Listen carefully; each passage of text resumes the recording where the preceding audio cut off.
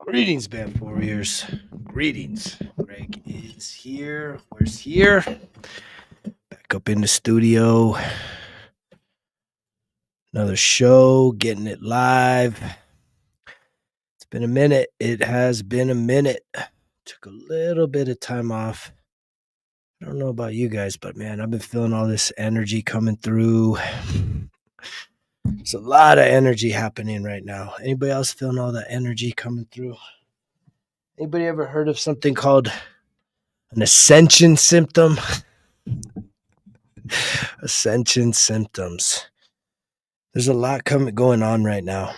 And I feel like as I've gone more and more on this healing journey, that means the more and more sensitive I have become to all of these energies that are coming through right now. Cosmic energies, global energies. They do say that where focus goes, energy flows.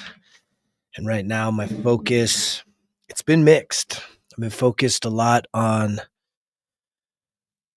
my my practices for healing, right?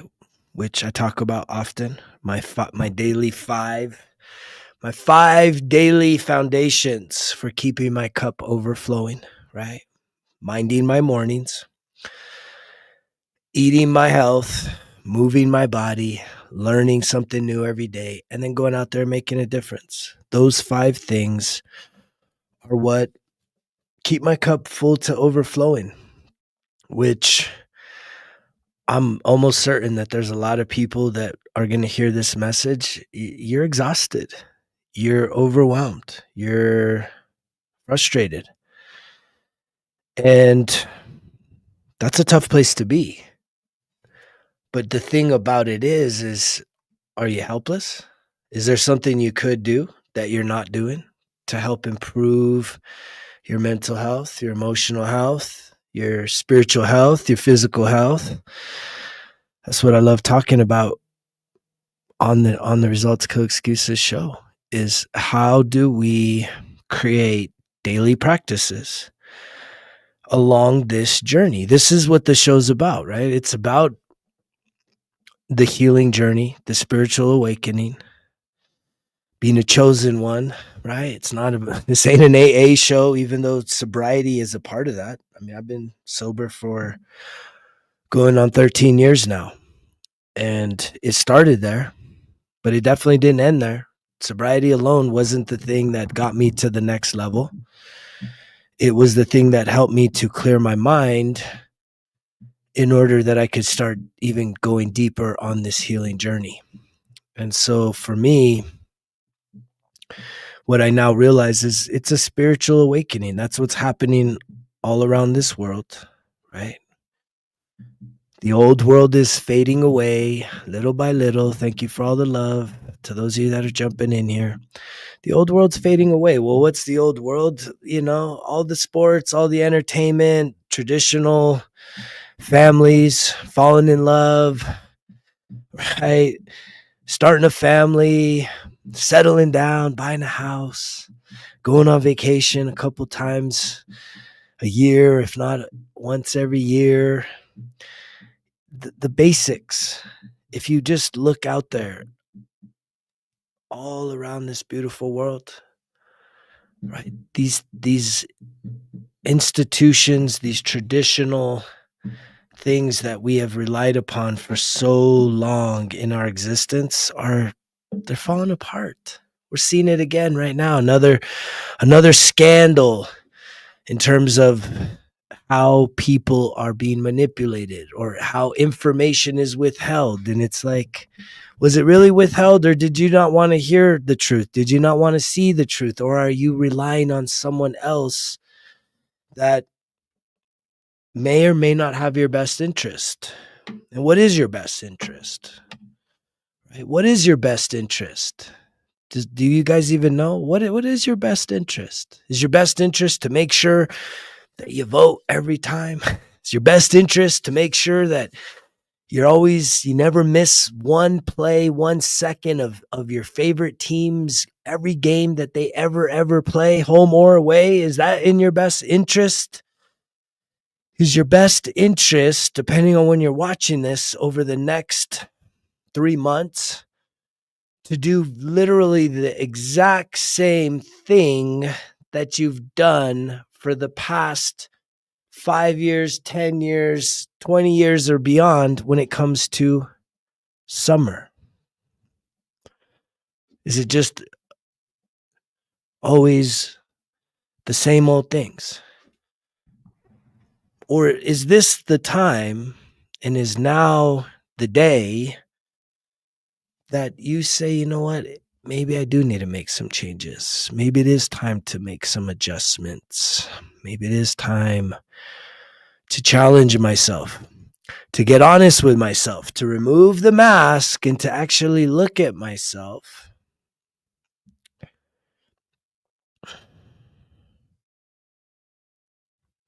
To look at myself. And it's sort of like I'm the guy that walks around.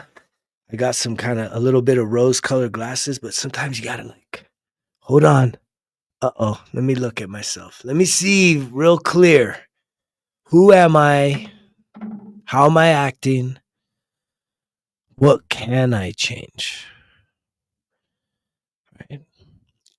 If you're tuning in right now, I have a question for you. What are 3 things that you wish you could change about your life right now? Without limitations. Without any limitations, what are 3 things that you wish were different about your life right now? Think about that just for a second.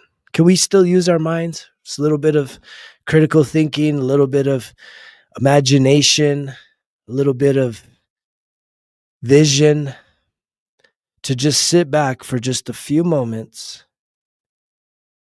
Don't just spurt out an answer. Don't just rattle off the top 3 things, but to really think, go within. What are 3 things you wish were different about your life? It's kind of a profound question. It's kind of a private question because some of y'all are so in denial and in such a locked in state of victimization that you don't feel that you could, that even if you could change something, you don't believe that you could change it, that everything's got to be the way it is and nothing's ever going to change. And it's like, that's limiting beliefs. What if just for a moment you gave yourself permission? Maybe if you really wanted to get serious about this, you just get yourself a little notepad. Don't gotta be fancy. Doesn't gotta be fancy. But if you just got yourself a little notepad, little scratch piece of paper, and you just wrote down 3 things with just a little bit of thought that you wish were different about your life right now, that you wish were different. What are 3 things that you wish were different about your life? Because what I truly believe is that there's not a person on this planet that doesn't at least wish that there was a few things that could be different. Now, here's the thing.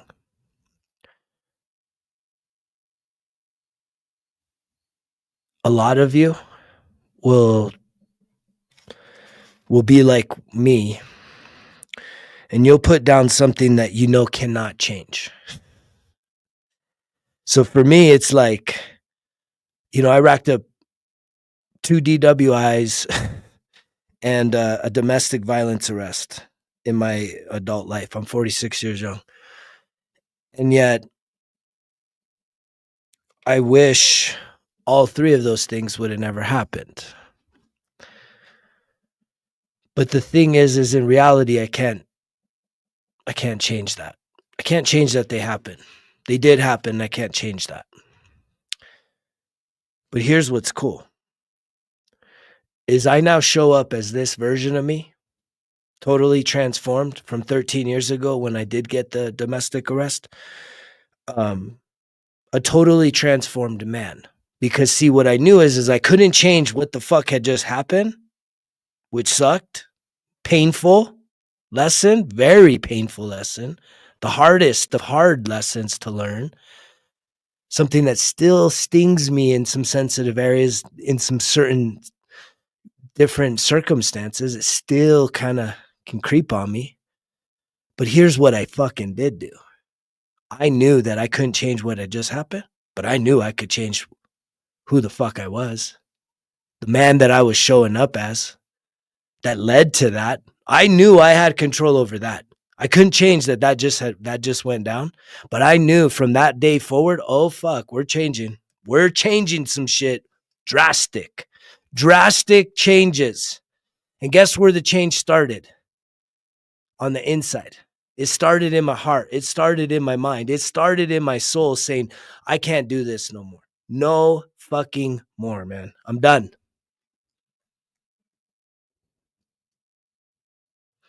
I don't really care what you can or cannot take, man. I mean, you're so worried about I can't take a man. I can't take another man. It's like, who gives a fuck what you can take, bro? No one cares. I definitely don't. Here's what I cared about, though. I don't care what any other person on this planet looks like. How you dress, how you talk, how you walk, how you style your hair. I don't give two fucks. That's a distraction. You do you. Here's what I knew. That change didn't start with me saying, hey, I can't take people serious that do this or that. No, I didn't give a fuck about that. I said, uh-oh, I did this. I have to own this, but that also means that I can change this completely. I can change everything about this. Is it going to be easy? No. Fuck no, it wasn't easy. Because I had to get serious and I had to lock the fuck in. Not for a season, not for a week, not for a month, not until all the court proceedings went through the system. No, I had to say, I am never, ever, ever going to be that man ever again. That version of me, dead. I had a revelation earlier today. Results kill excuses, right? Excuses symbolizes the lower self. You probably know where I'm going now. The results, that's the higher self. Guess what? The higher self has to, at some point, take out the lower self.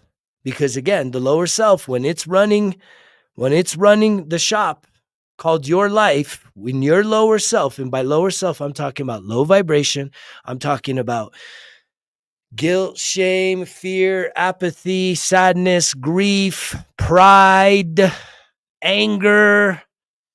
When that version of you, the excuser, the excuse maker extraordinaire, when that motherfucker is running your show, your life, you're stuck. You got nothing to show for. Except for what? More of the same. So when you even look at the next 4 months, guess what you got? More of the same. You're going to just run the same fucking thing, right? And everybody gets so hyped up, man. Yay, it's summer, yay, yay, yay. What are you going to do with it? Any goals? You got any goals? You building anything? You locking in for 3 months? Are you going to be the same version that you are right now come September 1st? Memorial Day to Labor Day, right? There we go. It goes quick. It's going to happen quick. Right there. Boom, boom, boom. What are you going to do at the time? What are you going to have to show for it? More of the same, right? Hot days, cold brewskis, burgers, dogs. What are you going to have to show for it? What work are you going to do to invest in you so that you are a better version of yourself? Most of y'all don't do it. You mail it in. You get caught up in the hype. And what do you have to show for it? Then comes fall, right? And then the seasons change. It starts to get colder. And then comes the holidays. And then you're wondering, man, these years become like months. Feels like months nowadays. For those of you that just keep mailing it in.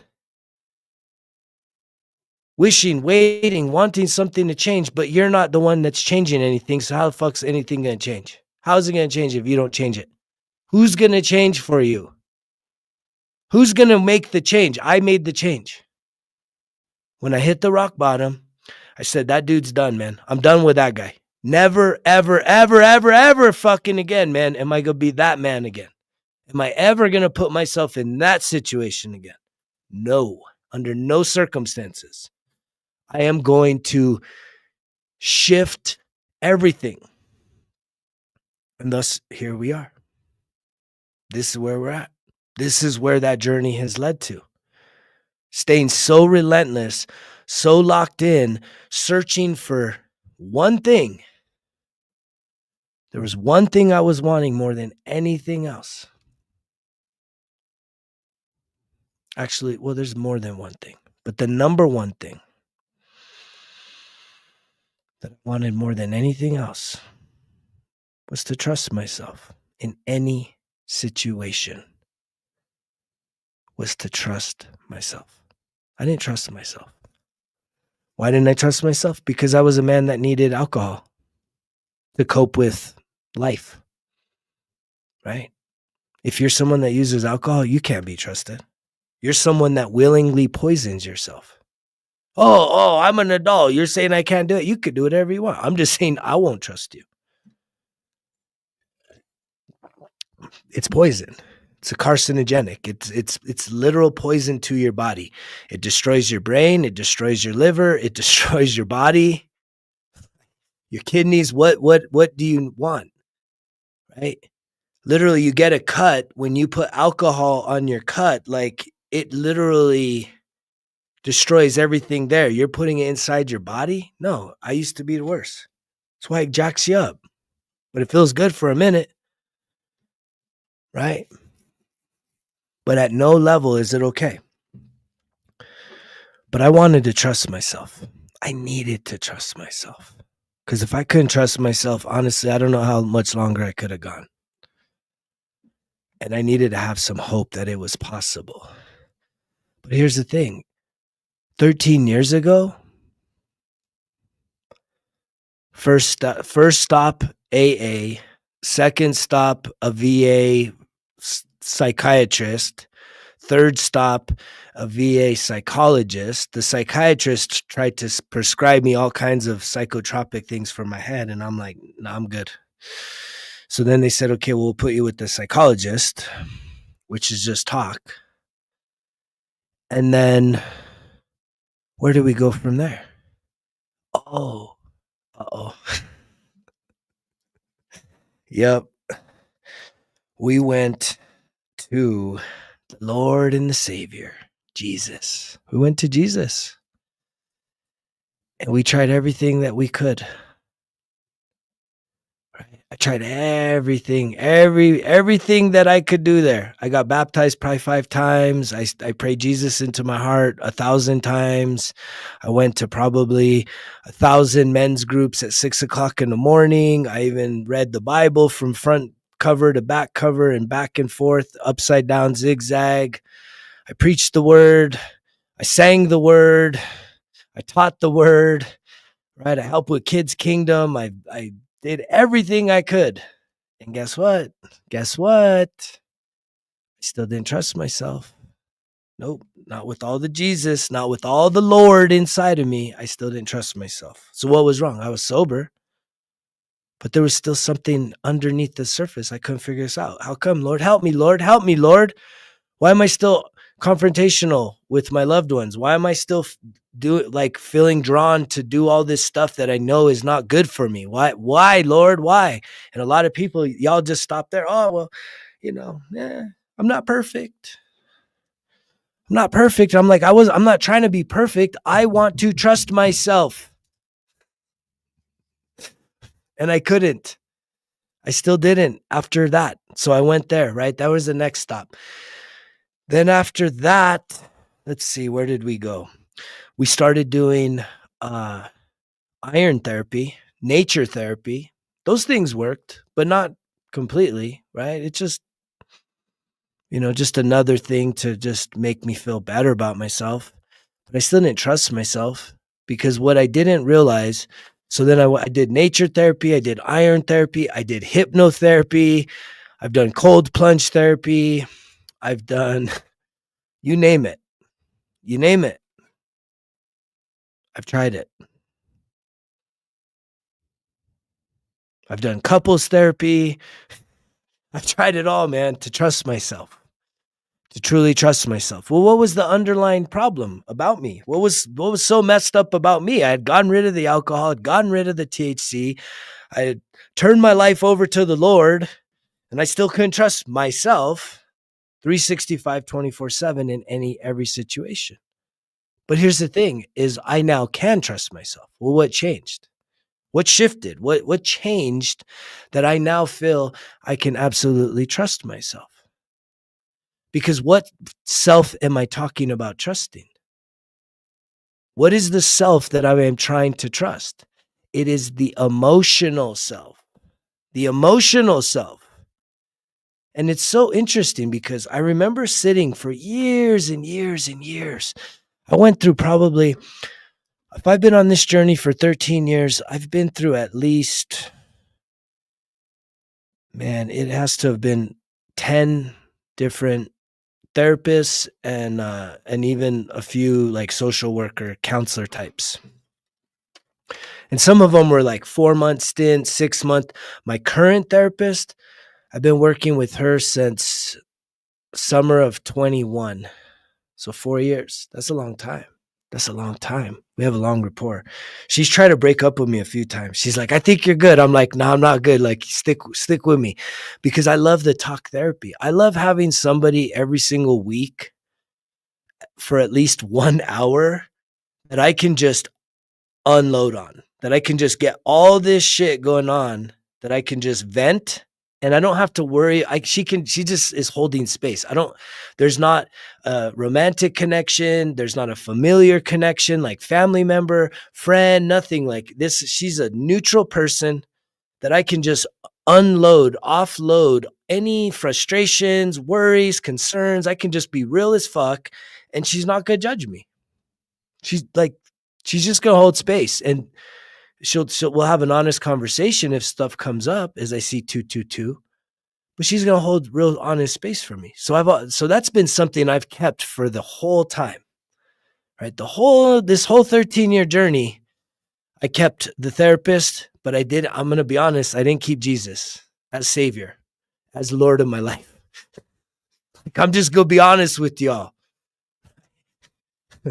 Do I have any issues with Jesus? No, but like God, Spirit led me away from the quote unquote church. He's like, I got something else to show you because I know what you really want and it's not here. And I'm like, really? Are you sure? I'm ready to get baptized one more time.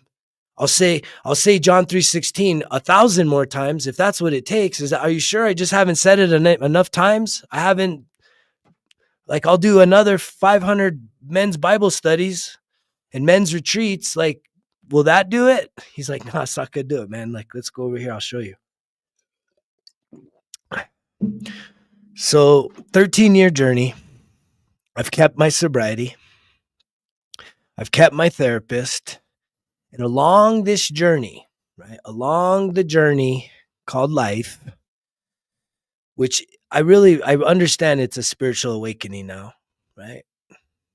It's a spiritual awakening. If you're hearing this message, I can tell you that you're being called to join this movement because this is really the evolution of mankind right now. We're being called to spiritually awaken. What does that even mean? Right? Spiritual awakening is so much different than a religious experience. A Jesus moment. It's so much more, man. It's so much more. It's so much more. So the sobriety has stuck with me. The therapy has stuck with me. But then there's been some other things that happen along that journey that have been very significant towards helping me achieve the number one thing I wanted out of my experience, which was to trust myself. I wanted to just trust myself, you guys. What I now understand about ourselves, and a lot of people, I had a real heated conversation with someone that I love dearly, but they don't accept me for who I am right now. And that's kind of sad because this is a very close person to me, but they don't accept me. Like, I know that this person does not accept this version of me, which is the truest version of me. They do not accept it. They want me to be a different version. They want me to be a previous version, the wounded version, the less clear, the less healed version. And I can't do that. And yet,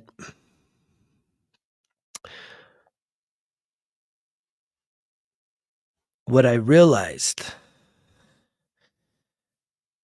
the one thing about us all, and a lot of people have a hard time with this. Oh, you can say that about yourself. I actually heard this the other day from this loved one in my life. I'm not going to single it out, but they were like, "Well, that's your truth. That has nothing to do with me." And I'm like, no, that actually, it does have everything to do with you. This is what connects us. Our emotions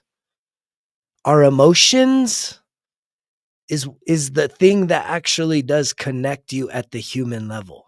We are limited by our emotions and our ability to process emotions, especially the negative ones that are attached to trauma. And that's why my whole experience with Jesus, that's why it didn't give me the result I was looking for. Because it's sort of like when you fall in love, right? You fall in love, and then you even get it further where you actually get married. A lot of people don't do that anymore, though. Like, marriage is dying. Like, but when we used to like fall in love and say you're the one, and then you get married, you quote unquote lock each other down, settle down, which is kind of code for like you stop living life. And I experienced this firsthand. I was married for 21 years. And we literally did kind of stop challenging ourselves to grow and evolve and continuing experiencing things, because especially just with my trauma experiences, I have had a lot of codependency issues, a lot of enmeshment issues, which is, where you lose yourself in those types of relationships. It's very painful. Right? Anybody relate to that? Have you ever lost yourself in a relationship because you're so fixated on this other person needing to be in your life that you're willing to stretch and twist and turn however they need to keep someone else happy? And what you're not trying to, the reason why you're willing to contort yourself to keep someone happy is because you're afraid of abandonment. You're afraid of rejection. You're afraid of being left. And yet that's all trauma. And that's the experiences that I had in my life. And yet I know that in a lot of relationships, people, they can get really fixated on each other, and then that potion wears off, right? The honeymoon phase. And then next thing you know, it's like, oh shit, who is this person again? I experienced that recently, right?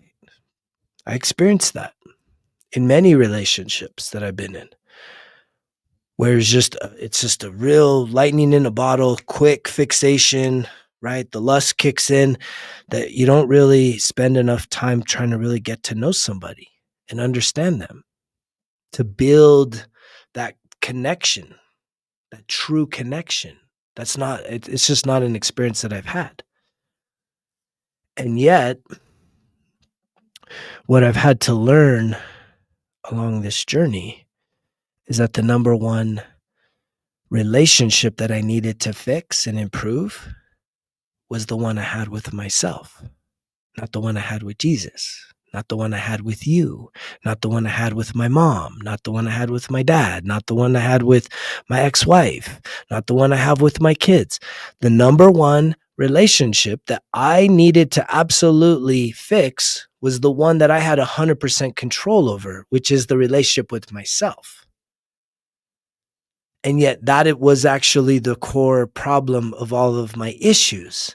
So when I said I couldn't trust myself, it's because 0 to 10 years old, all the trauma that I experienced, all of the emotional wounding that I survived through, the abuse, seeing the abuse, guess what? That created subconscious programs for survival. Like, I don't even know. I don't think this is even really widespread knowledge. I think most people are still living like totally oblivious to your feelings. And that's what happened. Even what I see a lot with people and religion is that religion tells you, hey, come over here, say these things, and then the slate is wiped clean. But deep down inside, you're like, I don't know, man. Like, some things feel different, but there's still a big part of me that, I don't know, it doesn't feel like anything changed there. And then the part that started to like wake me up was like, wait, when I started understanding about how trauma shows up in our lives. And that story is pretty incredible. Like, how I figured out subconscious programs and trauma and emotional wounding was after finishing 3 college degrees within this 13-year experience and building a nationally award veteran program at a community college. I decided, you know what? I want to go be a teacher. I don't know why I want to be a teacher, because I wanted to make a difference with the youth. Like, I really do love inspiring the youth to be better. Right? It's that father figure inside of me. It's the thing that says, as a little boy, right? I never had my dad in my life. And it's for like, I literally, I know it was for the best that my mom made decisions to excommunicate me from him because of the shit he put her through and the shit that I was a part of as well. And yet I don't sit in victim mode over that.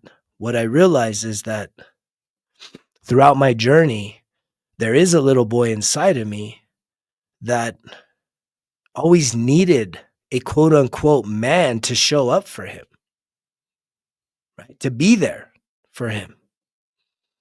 And because the man that helped bring me into this existence wasn't ever going to be that guy, guess what? Guess what was a part of my healing journey? Was to create that man. Create the man that I always needed in my life. And that's who's talking to you right now. This is Super Dad. And you also have a responsibility to develop within you the super parent that you never had. This is a part of the healing journey that I've experienced, is we need to reparent ourselves. And again, I don't think this is widespread knowledge. That's why I have been given this message of life, this medicine to help people.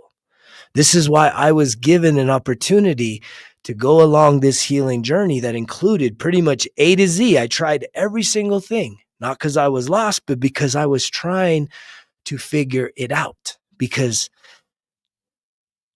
every place I went, they acted as if they had the quick fix. And it's like, this didn't really work.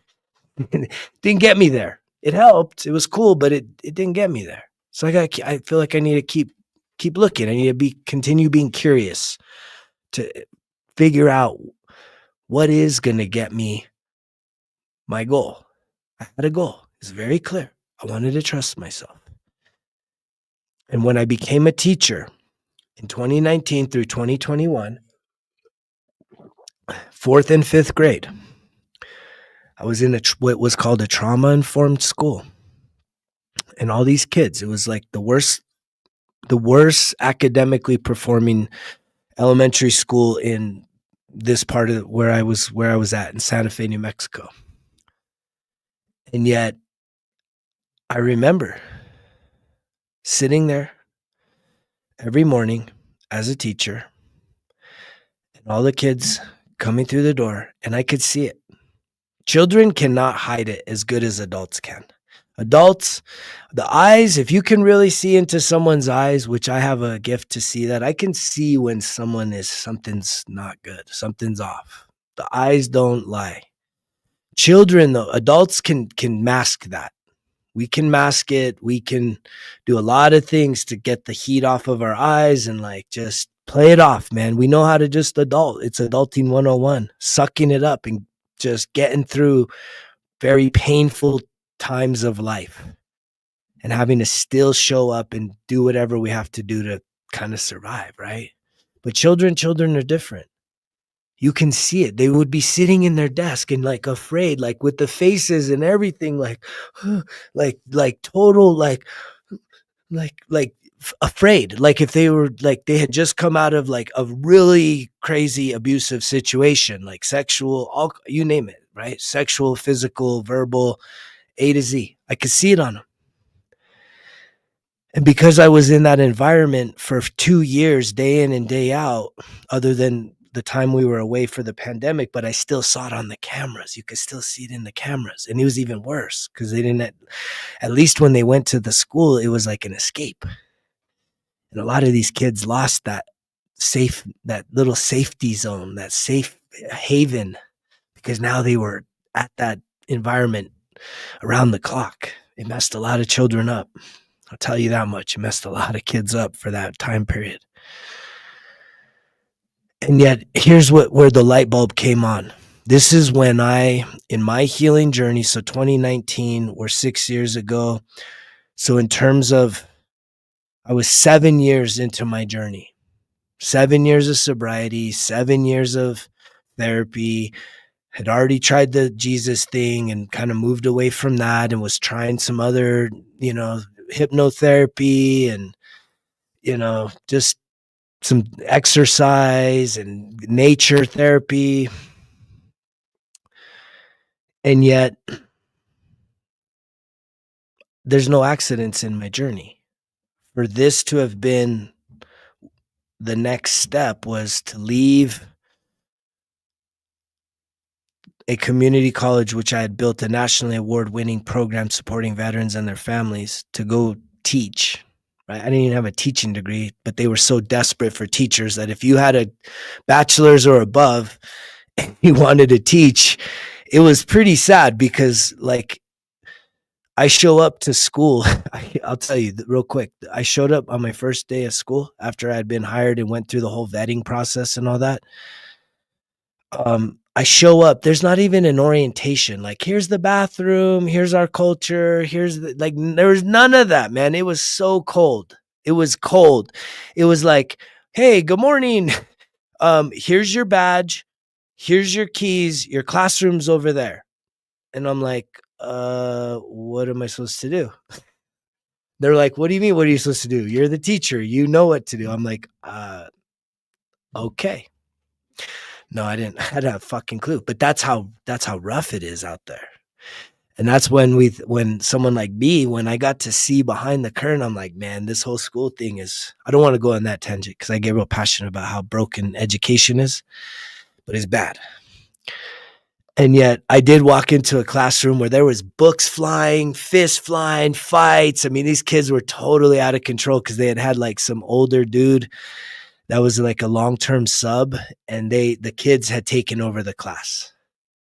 And that first day, I let them kind of go nuts. And I said, all right, you guys, check this out.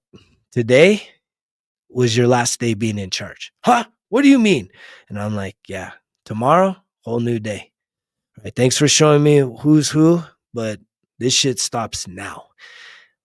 And they were like, you just said a bad word. I'm like, you better fucking believe I did. You said another bad word. I'm like, yeah, that's all I've heard from you guys. You think you can say it at 9 years old, but I can't drop them? I'm like, I'm about to regulate your asses. Oh man, it was the funniest shit. But it was an incredible experience in terms of the fact that it awoke in me. Like I was given the opportunity to get into that environment, to see our inner children. Like we all have this inner child inside of us. So to see the inner child as children And to see the abuse and the real-time trauma that 0 to 10-year-old, because again, I was also around kindergarten and first graders on the recess and all that. Like I could see these children and how it was showing up in their lives, like in a way that when you're a kid, you're just like survival mode. Love is love. You don't understand why you're being treated the way you are. And maybe even you're getting coached by whoever's doing that. Don't you better not tell nobody or you're going to get it twice as bad. I mean, there's all kinds of manipulation when you're a little kid. So you're not really conscientious about it. And that's the problem. That's why this shit impacts us. See, here's the key point. The reason why 0 to 10 years old impacts you for literally your entire life, if you don't awaken to this, like Jesus doesn't like do a mind trick, Jedi mind trick on you to say all your emotional program trauma from 0 to 10 is all clean now. It's all gone. All the programs, all the survival, just, get baptized one time, say the words and you're good. Perfect attendance, pay your tithes, sing the songs and you're good. No way, it doesn't work. It does not work. Prove me wrong. Prove me wrong. But yet y'all have made it to where Jesus is like the get out of jail, right? It's just an insurance policy. You're like, oh, I don't have to actually put in work. I can stay unhealthy and I can just say, well, Jesus has got it, right? I can, continue to do my secret sin behind closed doors. Well, no one's perfect, man. No one's perfect, brother. We're not perfect. Jesus, bro. It's like, okay, man, but what do you mean? It's not about being perfect, bro, but why are we still struggling with all the things that we're not supposed to be struggling with? Because we're not perfect, bro. We're humans. And it's like, I know we're humans, but why do I not feel like I have any control over the things that's going on underneath the hood in my heart, in my soul? How come I'm still confrontational? How come I don't feel like I can that I understand why I'm doing these things. That was the thing. I didn't understand why. Why do I act this way? Which felt totally like out of control. Does anybody relate to this? Like literally, like we always call it being triggered or button pushed, and you see it. Even like a Karen, right? It's so funny to just we're all, we all use sarcasm as like a deflection off of ourselves. But even if you can watch a Karen, right? What that type of person actually is exhibiting, right, is trauma. This person feels like they need to control the situation because I can promise you that there was a time in their life that they didn't feel like they were in control. So they overcompensate. And then what you're seeing is a wounded child. You're seeing an adult acting very immature because they're not in their bodies. They're not in here. You guys want to hear the truth? Here's what it boils down to. It's love or fear. When someone's acting like a Karen, they're in fear. When you're in fear, you're in your trauma. When you are in love, that means that you understand that you have healed your trauma. Because you're not going to have self-control. I tried that too, right? I remember the first time I got in trouble in the military for like, I don't know, it was like, what'd they call it? Well, I got sent to anger management, right? An anger management course. And guess what they try and teach you in anger management? Self-control. Self-control. And it's like, in professional environments, I was always able to mostly keep my cool.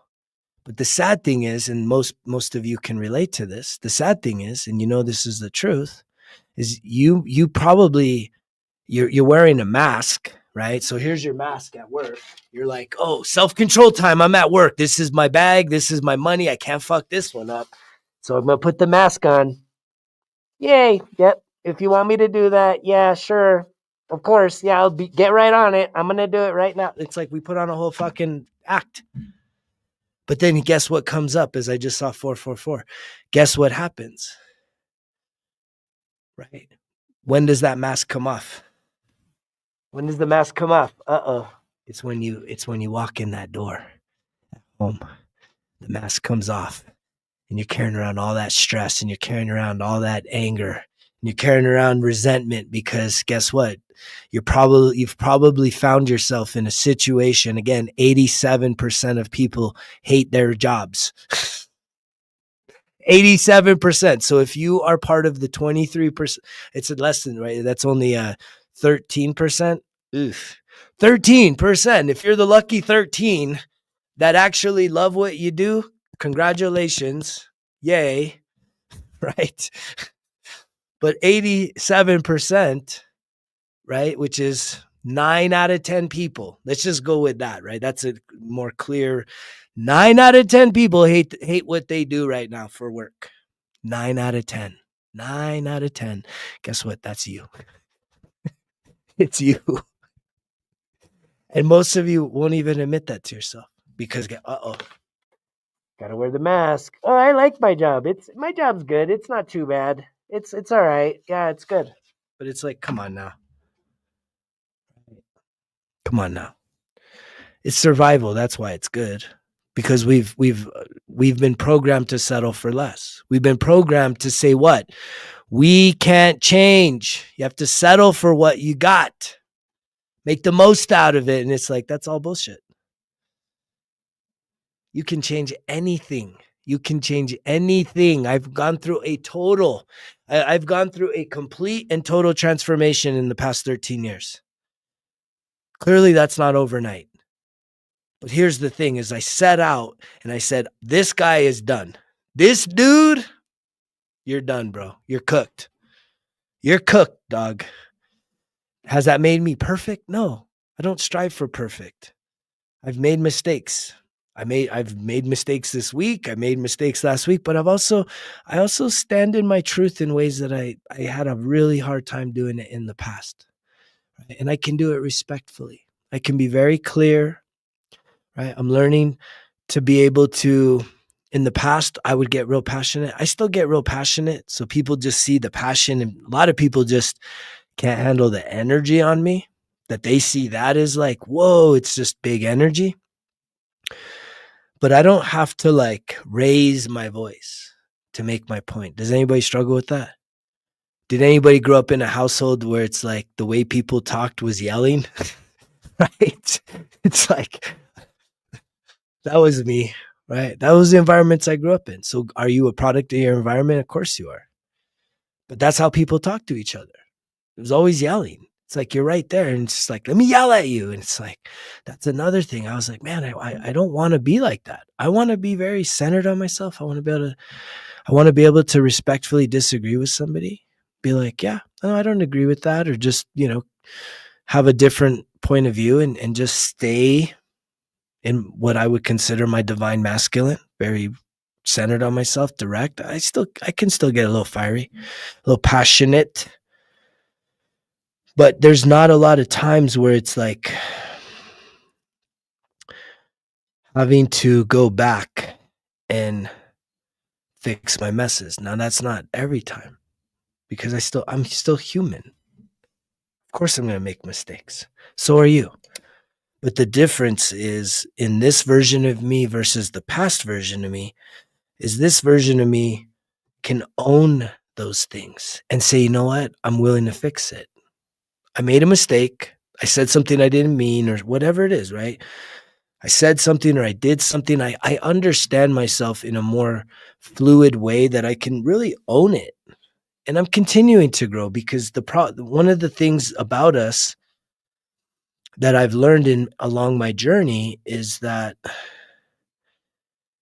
these emotional responses that we have from our trauma are very deep rooted. They are stubborn, man. It's a really stubborn root. So even though you pull out a big ass root, man, if codependency is your issue, right? You pull out a big old thing, or just being somebody that doesn't trust people based on, again, it's based on your past, right? Or has control issues, or whatever whatever your thing is. Like you can go, the way you heal the trauma, the emotions, is you got to face it. You got to go back into your past and really deal with it. A lot of us have created things like skeletons and demons, I think, to create a fear factor, to not have to go into the past, to not have to go back and face ourselves, right? As a way to be like, we want to make ourselves afraid to actually have to like face what we've been through. Because I think a lot of us have also told ourselves the lie that time heals, or that if in your mind, right? Here's another kind of Jedi trick. If in your mind you say, you know what? I've made peace with that, man. I buried that hatchet. That shit happened a long time ago. I'm over it, man. Fuck it. Like, I'm over it. It's like, you're not over it. That doesn't get rid of it. Whatever you experienced as a child that hurt you emotionally, your body is the recording box for that. And thus, anytime throughout the remainder of your life, if you live 100 years, if you never truly do the work to heal your emotional state of being and your wounds, you every time that something happens, that button's going to get pushed, that trigger's going to get pulled, you're not going to have control. And guess what? You're going to play out what's called a subconscious program, and it's a survival coping mechanism. That, or what a lot of us do is that when we are triggered, which I don't like to use the word triggered anymore, but it's obviously in our lexicon in this day and age, but I don't believe it's used properly. The 20 years ago, we used to call it pushing our buttons. But what the true essence of what it is, are you emotionally stimulated? How easily emotionally stimulated are you? And it doesn't matter if it's highs or lows. When I was a huge sports fanatic, right? If you were to put a camera on me when I was watching my favorite team or a big game, you would see this guy. It would be just like waves, right? Big waves, highs and lows. 1 minute, yay. Next minute, yay, yay, for 4 hours. Fuck, man. I do not miss being a sports fanatic. I promise you that, man. That is like, whoa, up, down, ah. But again, that's what that's an indicator of. It's not, I'm just passionate about it. It's like, no, it's we like to dim it down. It's just, I'm very competitive. A lot of guys tell me that. I'm competitive, bro. Like, that's not competition. What it is that it's your way of dealing with your emotional wounds, right? Is you're finding ways to express, right, the highs and lows of life. And it's like, it's an indicator. It's all it is. It's a measuring stick. The more emotionally, the easily you are emotionally manipulated, right? That tells me the deeper your emotional wounds are. I'm going to say that again for those of you in the back, because you're a part of the class too, and I care about you guys. The more easily that you can be emotionally manipulated about anything, sports, politics, relationships, work, the weather. If you are easily emotionally manipulated, highs and lows, happy, sad, weather, literally the weather is something that gets you, the news, politics, sports, family, like politicians. The more emotionally manipulated, whether you're a happy, yay, or I hate those guys, right? The more easily that you allow for yourself to be emotionally roused, highs and lows, the deeper your emotional wounding.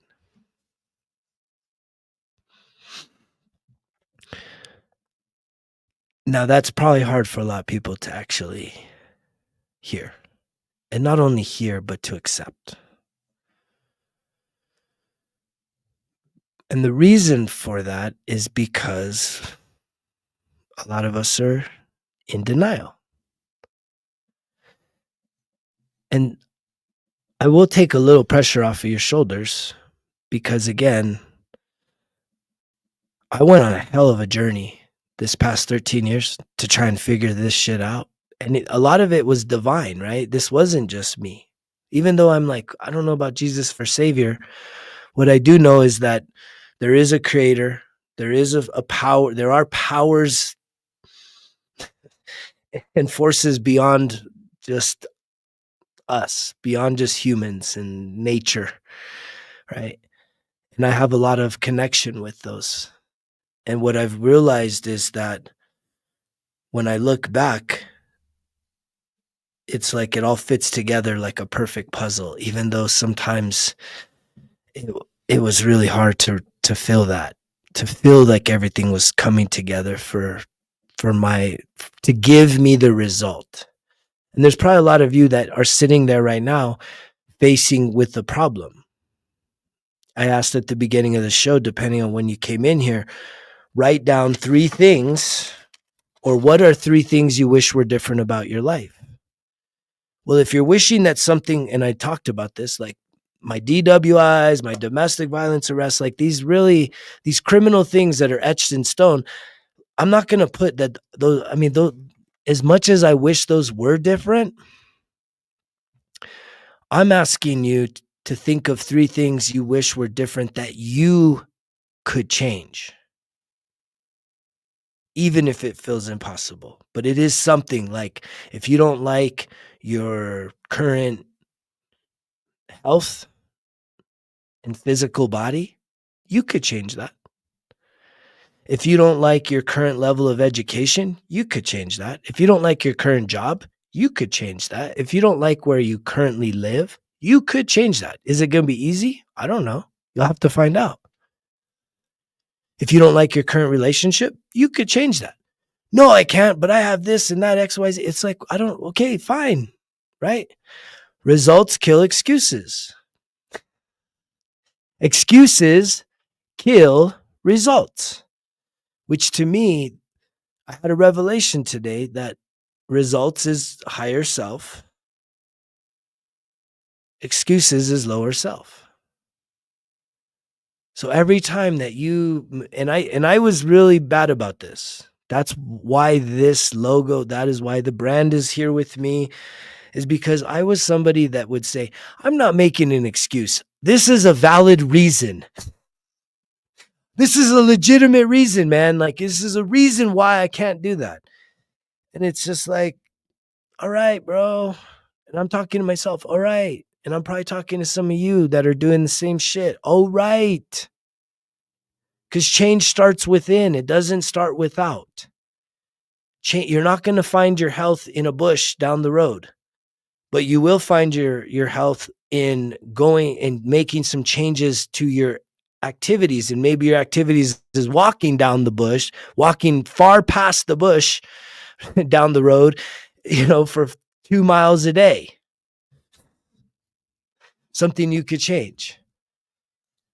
Something else you could change is right now taking on this challenge to make this summer the summer of transformation. This summer, the summer of transformation.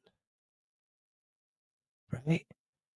Summer is usually 3 months. Memorial weekends now ends usually with Labor Day. That's about 90 days. I've got something that I cooked up that's called The Results Kill Excuses 1% Better Everyday Journal.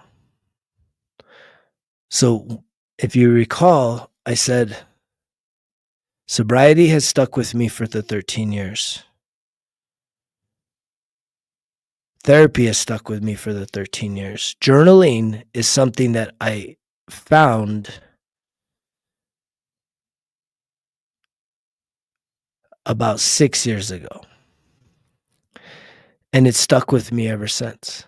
Even earlier today, I came across a journal that was 3 years old from 2022, and I was reading the receipts, and it was beautiful. It was beautiful to go back 3 years ago from today and to be able to read what was I going through? How did I journal back then? It was different. I've evolved. My journaling style then to what it is now has evolved. But yet I also know I'm talking to a lot of people. I think I looked up the stats. 70% of people hate writing, and they hated writing English classes in school. And I see that. I still interact with the youth, and they just don't like English. They don't like to write, and even less with ChatGPT. But yet, one of the most powerful practices that has helped me to get to reprogram the subconscious emotional programs, because I tried the Jesus. It didn't work. It didn't reprogram the subconscious stuff.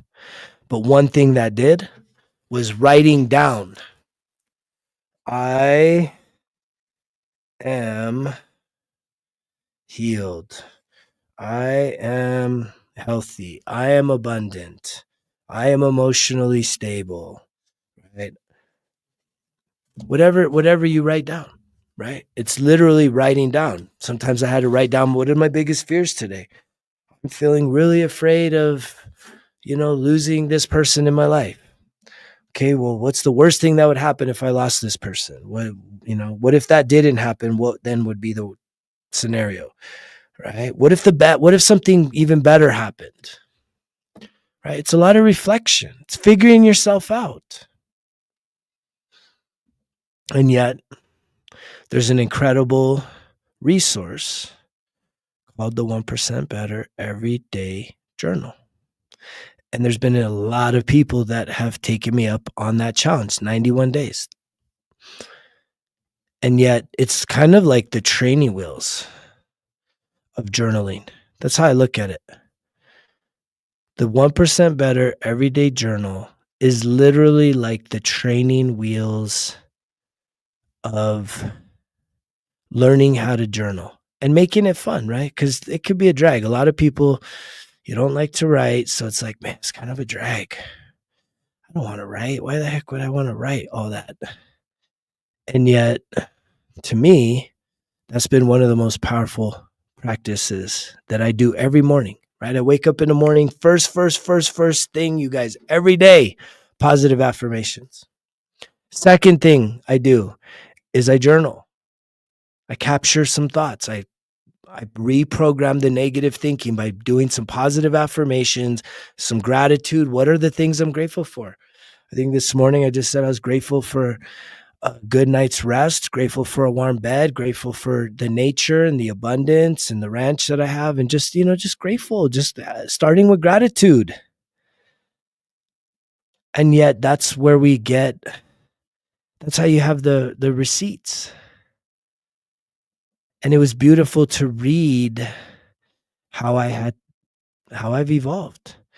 And if journaling is something that you want to consider, you should check out here at the resultskillexcuses.com website. You can go into the shop here and click down, and there's printed products, and the 1% Better Everyday Journal Volume 1 is out there right now.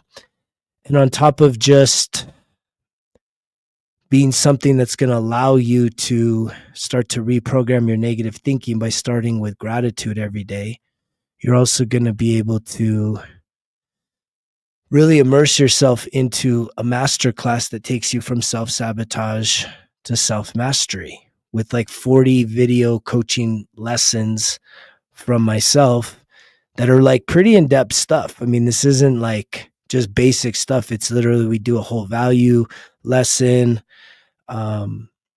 There's everything you can think of in there in terms of going through self-improvement, self-discovery, self-development, self-awareness into self-mastery.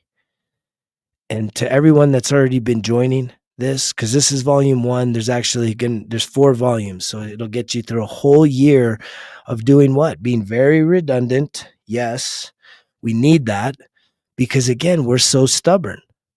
And so I highly encourage you, if you've been thinking about doing something new for this summer, could you imagine locking in for 91 days, writing down daily goals, weekly goals, monthly goals, and trying to hold yourself accountable to do some new things for 91 days versus what? The same old thing for summer?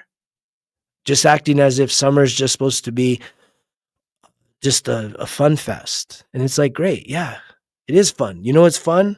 You know, it's been some of the funnest things I've ever done? Healing. Because as I heal, guess what?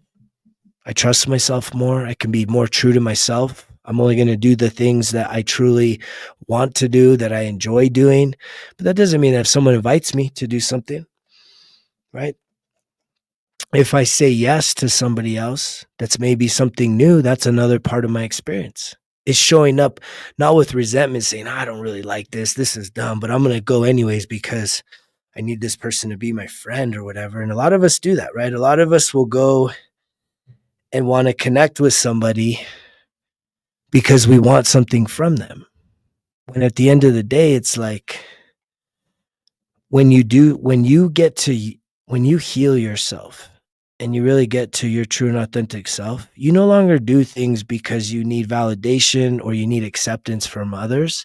When you do something for somebody else, it's out of like the pureness and kindness and abundance of love overflowing out of your life to say, I'm going to show up for you. I did 2 real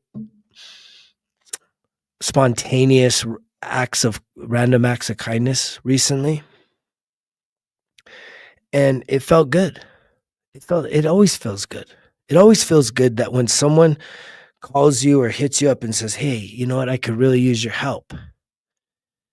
And maybe you're not even on the best talking terms with this person, or there's just, it's kind of out of the blue, or maybe it's a little bit of an inconvenience, and you're able to say, you know what, yeah, I'll help you out. I don't need anything in return. I'm gonna help you out. It feels really good. Because at the end of the day, as you heal, what you start to realize is that we're all just walking each other home. And that kindness is really just showing other people love. It's just showing unconditional love. It's treating others the way you want to be treated. I'm sure that we've all had a time in our lives where um, we wish someone would have shown up for us, right? And just because you help other people doesn't mean that when you need somebody, they will, or, you never know what that lesson will be for you. I know there has been some times where I've gotten people out of some really bad jams, helping out complete strangers. I've towed people out of wilderness environments. I've pulled people out of ditches, out of snow embankments. I mean, I've always been willing to lend a hand to someone in need. Always. And most of the time when I have been in a jam, it's worked out for me most of the time. There's been a few times where I was disappointed that the first person that I called was a strikeout. I was like, what? Really? That person, you weren't there for me? Second person, oh, what? You're not there either? Shit. All right. Well, let's try the third one. Oh, what? The third person? You're not there either? And then next thing you know, what's so cool is that when you don't you're just like, okay, cool. I guess those people aren't there. Then a total stranger comes through for you. And that's a beautiful thing when someone is able to help you out. But again, I talk about this all the time, is the importance of that, of allowing ourselves the ability to be a blessing to other people, expecting nothing in return. Volunteering is a big part of that, right? I love random acts of kindness. You can never outgive. I say this all the time. If someone this weekend was to hit you up and say, "Hey, you got any spare change?" And like you have like some change, you have $1, you have a 10, and you have 100. Man, if you would give that 100 away, that would change your life, and not in a bad way, right? Where you're like, "Fuck, now I'm broke." It would change your life because it would change your whole entire relationship with money. Because what signal do you send? Like when someone asks you, "Hey man, you got any change?" And then you're just a jerk about it, like, "No, nah, I ain't got nothing for you." Okay, well, that sends a signal, right? Who does it send a signal to? Just God, the universe, right? Great spirit. It sends a signal. What does that signal say? That you can't be bothered, right? That what you have is yours and yours alone. And that somehow you created it all by yourself, which is not true, right? Because if you work somewhere, anywhere, um, your income is generated because of you? No, it's generated because of the contributions of society. Whether you're in private sector where you're offering a service or a product that people are purchasing, that then you get a portion of that revenue, as I see 1111. Or even if you're a government worker acting like, you ain't got government workers waste a lot of money, man. It's bad. There's so much waste, fraud, and abuse there. But even then, it's a collective of society paying taxes that then extend your income. So it's never you alone, right? But when you withhold from just a random person because you can't be bothered, right? You're walking around as if it's all you, right? That's a draining place to be. That's the point I'm trying to make. Is that when you're so self-focused where it's like, no, I can't be bothered. I ain't got nothing for you.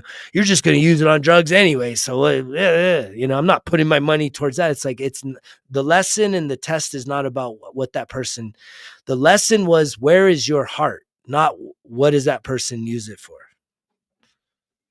The lesson is always, what is your heart? Where are you at the soul level with another soul that is in a lower, usually a lower position than yourself? How do you treat that person? Is it with compassion and empathy, or is it with a closed off heart, acting as if you can't be bothered?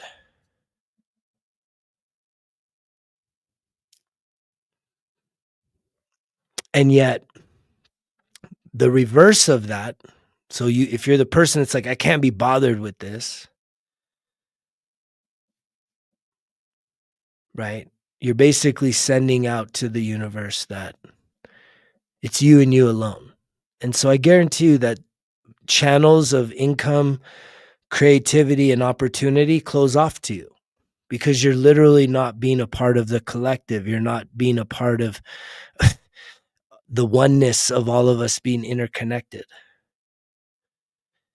And yet, when it's a good thing to be generous at any level. So again, if you're faced with the opportunity to say, hey, you got any change to spare? Yeah, sure. And you just give them like, 50 cents or $1 in quarters. Like, that's cool. Good on you. Thanks. Yeah, great. Great job. Right. But that also sends a message to the universe because the universe knows everything you have on you at that moment. And it said, did you give the least? It basically asks you, okay, where are you with the energy of money? Because money's energy, right? And a lot of people complain about money right now, finances. A lot of people struggle, right? Wealth, health, finances, and relationships. Those are like the big ones. Money is wealth, your health, and relationships. Those are the big three. So the money issue is a very uncomfortable issue, but if you got to realize, even though you, again, in our own ego, you're sitting there, you have change in your pocket, you have a $1 bill in your pocket, you have a $10 bill, and you have a $100 bill. right? In your mind, you think you're the only person that knows that. But the universe knows that you have all that money. God knows, right? He knows that you got all that money, that you have a variety of resources at your disposal. And so when someone is sent to you, this is a soul test. When someone is sent to you to ask you, hey, do you have any spare change to spare? And there's times where like someone will ask me, I'm like, fuck, I don't have anything on me. All I have is my card. And I'll say, well, what are you needing? Well, I'm really hungry. And I'll go, okay, well, let's go over here to this restaurant. Whatever you want, man. So, I'll at least find out what do they need if I really don't have any. But here's the thing. Here's how this test works. Do you guys even believe in these tests? Do you think these are tests? Do you think that if you were to start maybe acing some of these tests by stretching yourself, getting out of your comfort zone and seeing what happens on the other side, right? Can you imagine that? What's up, my brother? Could you imagine what happens on the other side of that? Or are you still too afraid?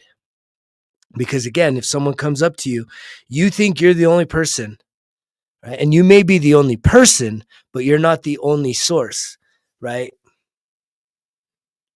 The entire universe outside of the people know that you have change, you have a dollar bill, you have a $10 bill, and you have a $100 bill. So if you give $1 in quarters, here's some change, or it's just some random change, 55 cents. Here you go, man. This is all I could spare. To me, that feels like, okay, you had the most was 100 and you had the least, which is change. So you gave the least. Well, guess what you get back? The least.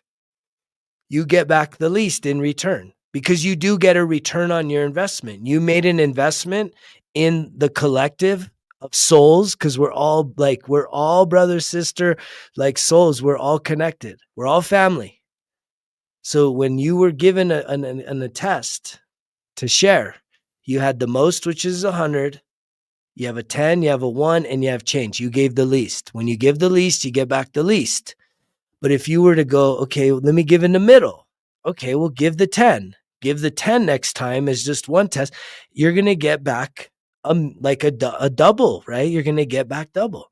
But when you go at the highest level, when you say, I'm going to go in faith. I'm going to go big. I'm going to go big right now. Yeah, could I use this? Yes. But is it going to change my life financially? No, because again, right? I want there to be like money should flow to us and through us to others, right? But when you're holding on to it like so tight, I don't want to lose it. When you know that we all waste it on very selfish shit. But when you're very generous, right? Guess what comes back to you? Generosity. It's multiplied. It's like times 10, times 100. It's infinite. Because you're also sending a signal, especially if you're someone that struggles with money. And this is the reason why I'm an expert on what I'm talking about is because I'm still even polishing off the finishing touches on completely transforming. This is another part of journaling, right? And healing emotionals, healing subconscious programs is I am somebody that grew up in a very scarce lack mindset family. All I ever heard of was people fighting about bills and fighting about money, right? And having envy towards people that seem to have had more. And so I've had to reprogram my whole entire thing. And one of the best ways to do this is by being generous, changing your energy with it. So that when you are generous with it, guess what you're sending to the universe, right? The universe knows, okay, this person has change and they have 100 and they got a few things in between. When you give the most, they're like, oh shit, they got the most. Let's give them more. They're willing to give the most. Give them more. Go more new opportunities, promotion, winning. I mean, it could come out of anywhere. But when you start to live in that space where you're like, man, I'm going to start giving out of abundance, not out of scarcity. It comes back. You can never outgive. You cannot outgive. You like even Rhonda Byrne, she wrote The Secret. She has an incredible story where she was like literally on her last dime and trying to finish up the movie that she did. And she was really struggling with her relationship with money because she grew up in a really tough, economically challenged family, as most of us did. And yet she went and on her credit card, she took out as much money as she could. I think it was a couple $1,000s.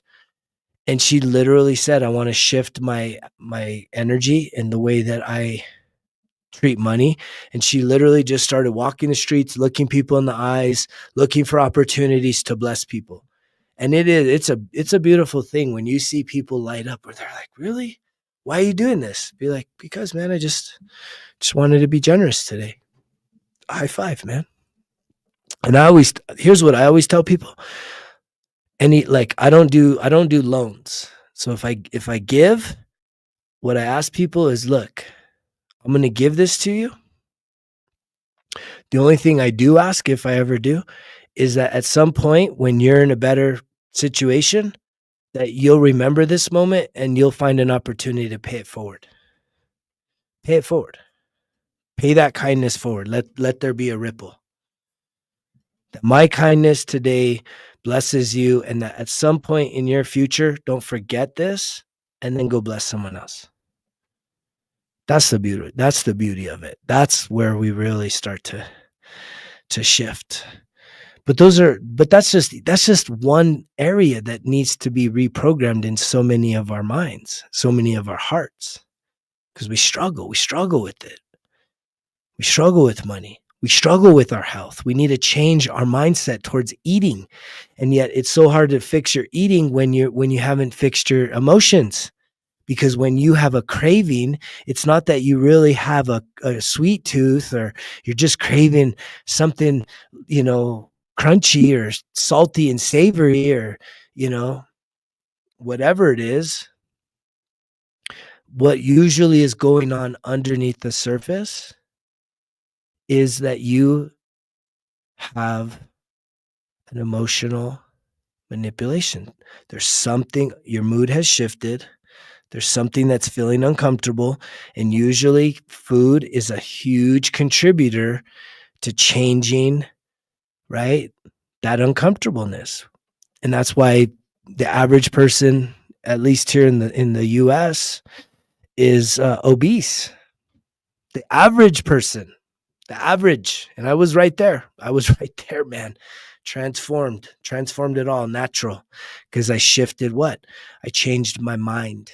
I opened myself up to things, to nutrition, to ways of eating that previously the excuse version, the low version of myself, was totally closed off to. I was closed off to this stuff. And yet when I had started to heal the emotional stuff, guess what? You become more open to things, which is really what's going on underneath the surface. When you're full of excuses, when you're living in the pain body from all the emotional trauma from your childhood, primarily, that there's patterns throughout adulthood, but the roots is in childhood. You're closed off. You're contracted. You are literally shut down. That's why when new ideas come up, that's why when a guy telling you, hey, you should totally try something absolutely new this summer, like 90 days, 91 to be exact, results kill excuses, 1% better everyday journal. You should try that. Could you imagine? You won't be the same person you are June 1st come September 1st. You're going to be a different person, because you're going to literally start to transform yourself from the inside with a tool like that. But yet it would take you having to have the courage to say, you know what, I'm ready to do that. Instead of what? Excuses. The whole results kill excuses is the higher self versus the lower self. Right? And I'm telling you, the genesis of me was saying, I can't be the guy. I can't be a guy that's getting arrested for domestic, man. Like, what in the fuck's going on with me? Can't be that dude. And I'm going to kill that motherfucker. And that may sound like a lot of people get triggered by that. Like, dude, that's like, this guy's violence. Like, that's not violent. That's what it takes, though. Think about it. That Think about how relentless the negativity is inside of you. It is fucking relentless, man. If you don't literally take it out, like if you don't unalive that shit, like every day, it's in charge. Thus, that means you're not in charge. That means you're stuck. That means you don't have inner peace. That means you have a lot of vices. That means you are easily emotionally manipulated. And as I said earlier, if you're easily emotionally manipulated, whether that's yay for my team and it's not your team, or for the politics, right? The more easily you're emotionally stimulated, highs or lows, the deeper your emotional wounding. Y'all heard that, right? Especially those of you in the back, because I care about you too. Thank you for coming to class today. This is a class. We're in a big classroom, and we're all students, and we all have the capability to be teachers. And you don't need to be certified by any kind of institution in this new age that we are entering into. You qualify yourself by healing yourself. The things that you can transform within yourself that were once a burden, that were once the points of guilt and the points of shame and the points of apathy, the things that you can unlock inside of yourself to transcend from the lower self, the excuses, into the higher self, which is the results, right? That qualifies you. That qualifies you to be utilized for the improvement and the betterment of this world. Like you literally become a lighthouse to other people by doing this for yourself. And this is, I think, what is one of the major callings right now happening on this planet. It's one of the main things that we're being called to do. So beyond the 1% Better Everyday Journal, right? We also have the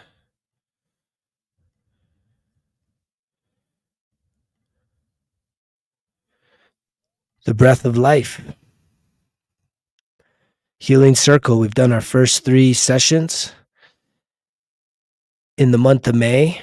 And if this is anything that you're interested, a lot of people are like, Breath of Life, Healing Circle, what the hell's that? I mean, what this really is, right? It's a fancy name for saying it's group coaching, right? This is an opportunity to come together. It's not just breathing, but it's literally an opportunity to connect with other people that are working through some things in their life, right? So there's a connection. It's a safe environment. You're not going to be judged, right? There's been a lot of vulnerability shared across the board and the table with the people that have been attending.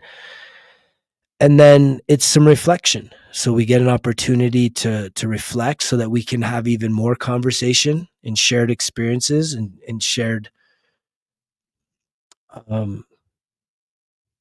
hopes and dreams for how we can heal. And then all you got to do is kick back and relax and do the visualization part, right? Which is great. The visualization allows you to start connecting with different aspects of who you are, your inner child, your higher self, and other parts, so that you can start to figure out what's really going on inside of you. That was one of the biggest breakthroughs in 2021 when I just gotten out of a relationship. And my therapist started doing this crosstalk. Hey, give your inner child a name. Well, who is this inner child? Well, I was like, Gregory. All right. And then if you were to have an adult, what's the adult's name? And I said, well, that's G-Dog. Okay. And then the parent, and I said, well, I guess that's Greg. And so I at least came up with those 3 names. And she started doing like, well, I want little Gregory to talk to G-Dog about how he feels when G-Dog overreacts, right? Isn't fully in control of his emotions. Like, how does that leave the inner child feeling? And then I started having all this like dialogue with myself, these aspects of myself, realizing that, man, like it was the first time that I actually felt whole and complete, because I realized like, whoa, what the heck? Is this really what's going on here? that I'm at, like, I'm conflicted with myself. There's like this power struggle with one aspect of who I am, the inner child that has all the wounding, and then the adult that is really just like with the best intentions wants to keep that little dude safe. But unfortunately, the methods and the approach can be sometimes way, way over the top and unnecessary.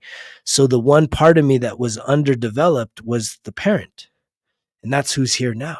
And I talked about it earlier in the show that I had to create the man I always needed, which is a stable, balanced, healthy, healed, divine masculine man that can now be a mediator, a negotiator, a rock in very challenging situations. Am I perfect? No. My emotions can still be moved, but it takes a lot more. It takes a lot more. Bad things happen and I can be like, ooh, okay, I got to suck it up versus like having a meltdown and having a tantrum. And we've all seen it. Have you ever seen an adult have a tantrum? But back to the Breath of Life Healing Group, right? If you sign up now, which all you got to do is go to Results Kill Excuses, click on the Breath of Life link. There's 4 sessions in June, so you get a bonus one because there's 5 Sundays. It's going to be powerful, right? We're going to do a lot more healing, and that's what the group is. It's literally the same way I run my one-on-one, which is, we spend some time conversing, talking about like what's really happening in the person's life, do some visualization, do the breath work, the breath, right? The breath is one of the things that has come up. And so you can see here, Sundays, all of the sessions are pre-recorded, so you can really watch it anytime, but there's nothing like getting in on the live. And I would love for you to join us for that coming up here. So if you haven't already signed up, you definitely should give it a try. You should give it a try. If you're at all interested in just starting to do some work for the summer, right? What are you going to do this summer that's different than all the other summers that you've had? Sunday mornings, you could be in the Breath of Life group, and every morning you could give yourself 30 minutes, an hour to do some quality time with yourself, to do some reflection, to sort through your issues in life, to maybe start developing some goals at a micro level, meaning you do some daily goals that then lead to a weekly goal that then lead to a monthly goal and do that for the next 3 months. I mean, you're going to start getting some traction in what you have going on, which means you're going to break through that feeling of being stuck.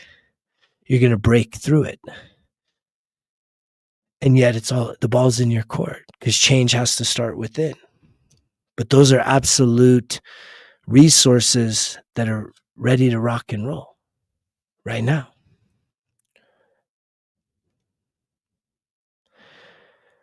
Yeah, thanks, Adam. Yeah, Adam and his wife have been attending together, and it's just like, I mean, they're both doing the 1% Better Everyday Journal. They're both doing the Breath of Life.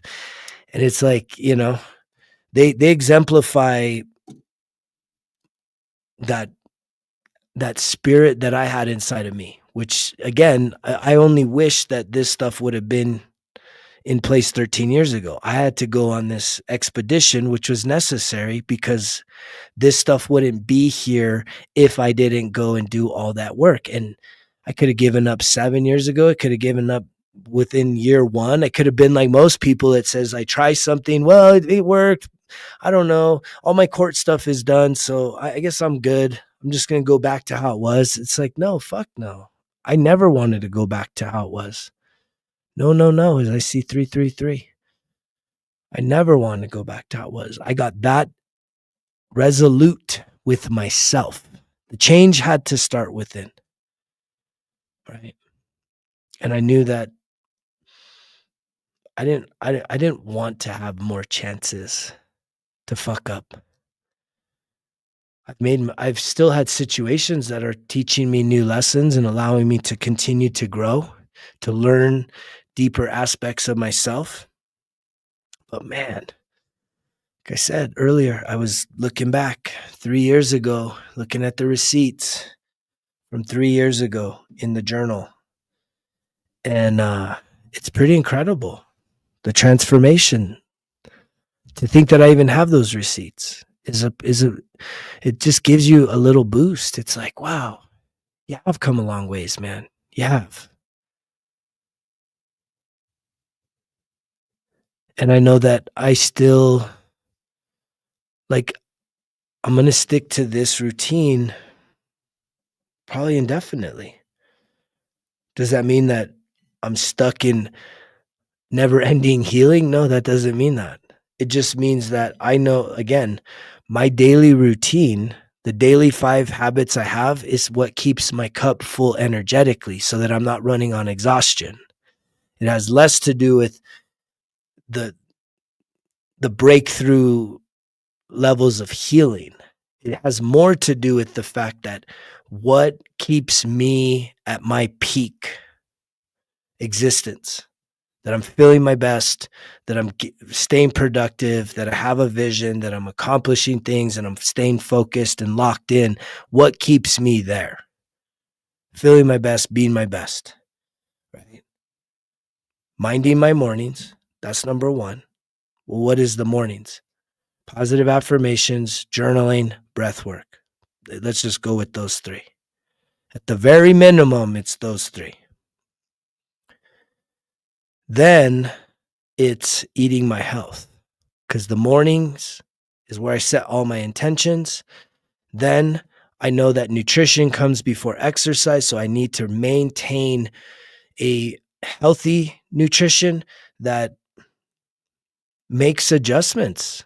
I'm willing to make adjustments, right? 46 years young. I'm I, now that we're coming into summer, I've been making some adjustments. I'll probably make some different adjustments in the fall and some different adjustments. But one of the biggest accountability partners that I have is every single morning before I eat anything, I get on the scale and I look at that thing to hold myself accountable. If you don't weigh yourself every single day, you're not willing to hold yourself accountable. Whether it's doing a 1% better every day journal, whether it's saying you're going to eat healthier or saying you're going to try stuff, if you can't even just weigh yourself every day, you are not willing to be accountable to yourself. You don't need it. None of these things I've ever done is for other people. For those of you in the back, nothing I have ever done was for someone else. I healed the need for validation, for acceptance. Does that mean that I don't appreciate it? No, I appreciate when someone gives me bigs me up or gives me a compliment, but I don't do this for that. I'm doing this for me. I'm proving myself right. I'm saying I'm trying to prove myself right. Like, I went on this mission relentlessly because when I said I'm done, I meant it. And I was never turning back. And has that been easy? No. But it got me here. And all I got to do every single day, 1% better, little by little, every single day. But I'm doing it for me, first and foremost. That's how much I care about myself. And a lot of people, we need to reprogram the society's negative connotations about somehow, you know, focus on self is selfish. Like, no, it's not. Are you kidding me? Like, if you don't put yourself first, that means that you are willing to abandon yourself. And if you're willing to abandon yourself, what that tells other people is that you don't value yourself. And the reason why you wouldn't value yourself is because you have felt abandoned and you're afraid to be alone or afraid to be abandoned or afraid to lose, that you'll sacrifice yourself. You will sacrifice yourself, your beliefs, your interests, right? Your truth, your authenticity, right? You'll sacrifice yourself for acceptance. I think that's probably one of the biggest issues I see in politics. And I'm someone that ran for politics. But what people will say on a campaign, oh, yeah, I'm going to do this and that. And then they get over there and it's like, you ain't doing none of that shit. You're doing what we tell you to do. And especially if you want to stay here and stick around here and have and be a part of this club, you're going to keep doing what we tell you to do. You're not going to, and that's why like the population gets so upset. They're like, what? You fucking said you were going to do XYZ. And it's like, and the sad thing is that the powers that be can still manipulate enough people to just continue voting for people that will do the same thing, will do what they want versus what in their heart of hearts they wish they could do. But they need that acceptance. They would rather have the acceptance and also the power than to stick to their truth, their true and authentic self. Yeah, you've been talking about the energy farming. You know, I mean, everything's just, that's what it all is. I mean, I haven't really heard that much aside from you, Keith, but I mean, it is energy farming. I mean, sports and entertainment is energy farming. And where focus goes, energy flows. So, right, even right now, like, you know, I'm attracting a lot of people's energy, right? You guys are giving me your energy, and some of it's good and some of it's bad. I got people that are watching this shit that get triggered as a motherfucker, and they're sending me actually bad vibes. And I got other people that support and appreciate what's being said, and you're sending me good vibes. I could tell you that as a single dude, recently I was on the dating apps for a while, and man, I just was feeling like anxious and nervous all the time. And yet I made a decision a few weeks back. I'm like, you know what? I'm attracting the wrong people, right? I'm a fucking king and I'm attracting like superficial types, and that's not what I'm seeking. And so I shut it down, and the minute I shut it down, it was like woof, I could feel this energy release, because there's all these people that are like, they're seeing you, they're evaluating you, they're judging you, they're critiquing you, they're trying to connect with the pictures or whatever you're putting out there. And it's like, when you shut that off, it's like woof, all of these anonymous people that are it's not good. I was talking to my therapist today about the dating scene. And the truth is, and the reason why people are struggling so much, especially single people, is because you think about it. All the people that are actually healthy and secure, most of the people that are healthy and secure, they're in relationships. So the people that are not in relationships right now have this work to do. Hello? All y'all need to sign up right now. Let's heal this shit so that you can be a part of the healthy and secure club. But there's so many people, you just think finding a person is going to fix your problems. And I already told you in tonight's talk, look, 13 years, I stuck with sobriety. I stuck with therapy. I didn't stick with Jesus. like I went all in on Jesus, probably 5 years. And I was like, Jesus, like, how many more times do I need to get baptized, and how many more times do I need to read the Bible and preach the word and go to men's Bible study for my emotions to be healed? What does it take for that, Jesus? And it didn't work. So Jesus isn't here no more. But I had to continue on this path. Again, the goal was to trust myself. And when I mean trust myself, is to trust myself emotionally.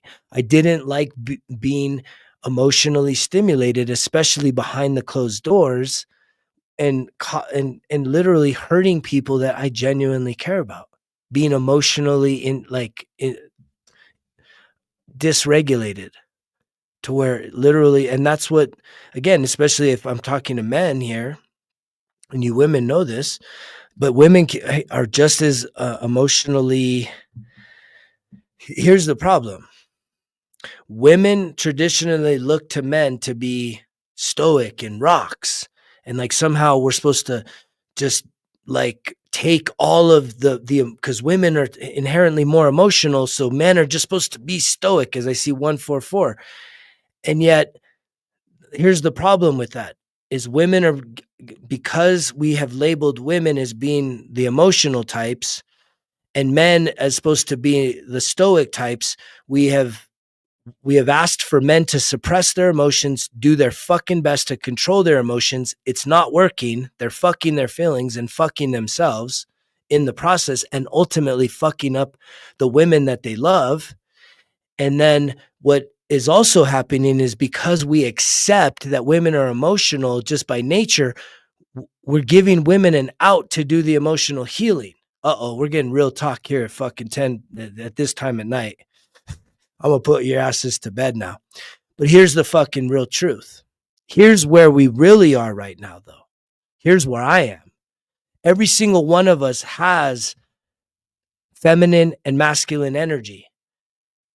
And yet the old system is women saying, "Oh, I'm emotional, so I just need a man that can handle my shit." And it's like, nah, that's not it. We're all needing to heal our emotional wounds and balance out the divine masculine and the feminine energies within ourselves. Like, everyone needs to be accountable. So women don't get a free pass no more, and men need to stop suppressing, because we're all carrying around unhealed emotional trauma. And the time to heal it is now. I promise you. Jesus, please reveal yourself to me right now. Tell these beautiful people that you aren't able to do that for them. You'll get them to heaven, but you can't heal the emotional trauma that's subconsciously embedded inside of their psyche. You don't do it. He doesn't do it. But yet we act as if, oh, well, you can make, he becomes the scapegoat. Oh, well, no one's perfect, brother. No one's perfect, sister. It's just how it is. I'm still human, and it's like, dude, what? You're insecure. You still have like all kinds of addiction issues, whether it's food, porn, negative thinking, right? Toxic behaviors, unhealthy relationships. It doesn't have to be the big stuff like the drugs and alcohol. There's so many different addictions that we're using to self-medicate our emotions. Food is probably the biggest one right now on this planet. 40% of Americans obese, not just overweight a little bit, obese. That means fat as fuck. I was in that category. Ain't there no more. Because of why? I healed the emotions. And as I've healed the emotions, that means I'm less given food cravings. That means I can go and I can sit in my emotions. Healing your trauma doesn't mean you don't have emotions anymore. It doesn't mean you're just a fucking zombie. And no, I still feel happy. I can still feel sad. I can still feel unloved. I can still feel rejected. But the thing is that I'm saying is I'm feeling this stuff, you guys. And I'm being refined by it. I'm allowing these emotions to process. Am I perfect with it? No. But I at least have a connection with myself, and I understand, and I can see the fullness of my experience on this planet. I know the things that hurt me the most when I was a little kid, and I can see the patterns of how those wounds have shown up in relationships throughout my life, how those wounds have shown up in all kinds of different ways. I can see the patterns and go ding, ding, ding. That's where it comes from. And I just have to continue to refine it, not be defined, continue to refine those things and let those emotions flow. Continue to let them flow. Sit in there. I did it today. Just today. I was doing my breath work. I was feeling a little anxious. And I just gave myself a minute to just let me just lay down, man. Let me just sit with myself. I want to sit with myself. I did the grounding, did some sun, did the breath, and I was still feeling a little anxious. And I said, let me just sit with this. Let me sit with myself. Just really honor my being, honor my experience, honor all the work. That's what got me to go back into my journal to be like, dude, look what you've been through, bro. You got receipts, man. You got things that actually show that you have been a relentless warrior on this path. And that even in the past, I used to get like real uncomfortable. Like, I don't know, man. I don't want to offend anybody if I talk about my truth, which my truth is I went all in on Jesus and he didn't make it to year 13. I can tell you that much because I didn't get the result. I didn't get the result I needed. But I do know what did work. And those are the things that I'm sharing with you now. Because if I can't give you a magic trick, I can't tell you do these 3 things tonight and voila, you'll be fucking golden tomorrow.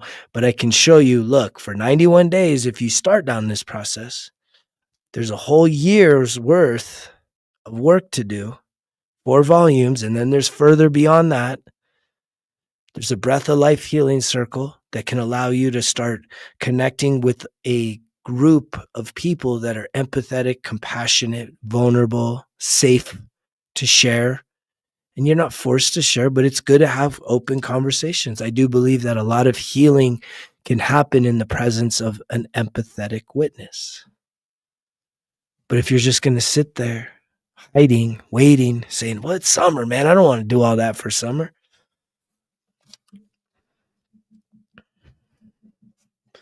Then don't do it. Don't do it for summer. If you can't do it for summer, you're not going to do it for fall. You're not going to do it for there. That is why the mantra here is results kill excuses, because your excuses are killing your results. They're killing your peace. They're killing your success. They're killing your potential. They're all the excuses you have. Waiting, never doing shit except for the same old things, right? Excuses are killing your results, which I love that download came into me today. Excuses is an absolute picture of your lower self. The results is the higher self. The higher self needs to kill the lower self. That's how it goes down. Because until that happens, you're going to have excuses for the rest of your life. And you know what happens when you get to the end of your life? You're going to have regret, not results. You're going to have fucking so much regret as to why did you waste so much time? Why? Why'd you waste so much time? Only you can answer that. Right? Only you can answer why you chose to skate versus put in the work. Right? Because if you're hearing this, I mean, it probably sounds like it would be like a sales pitch. But if you're hearing this message, I believe with all my heart that my soul and your soul have agreed to work together. Not for you to just listen. Because working together means that one of 3 things, if not all of 3.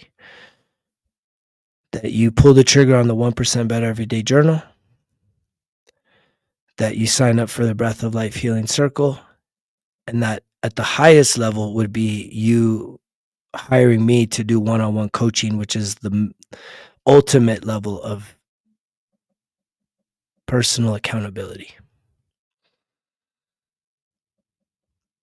But that may be too much.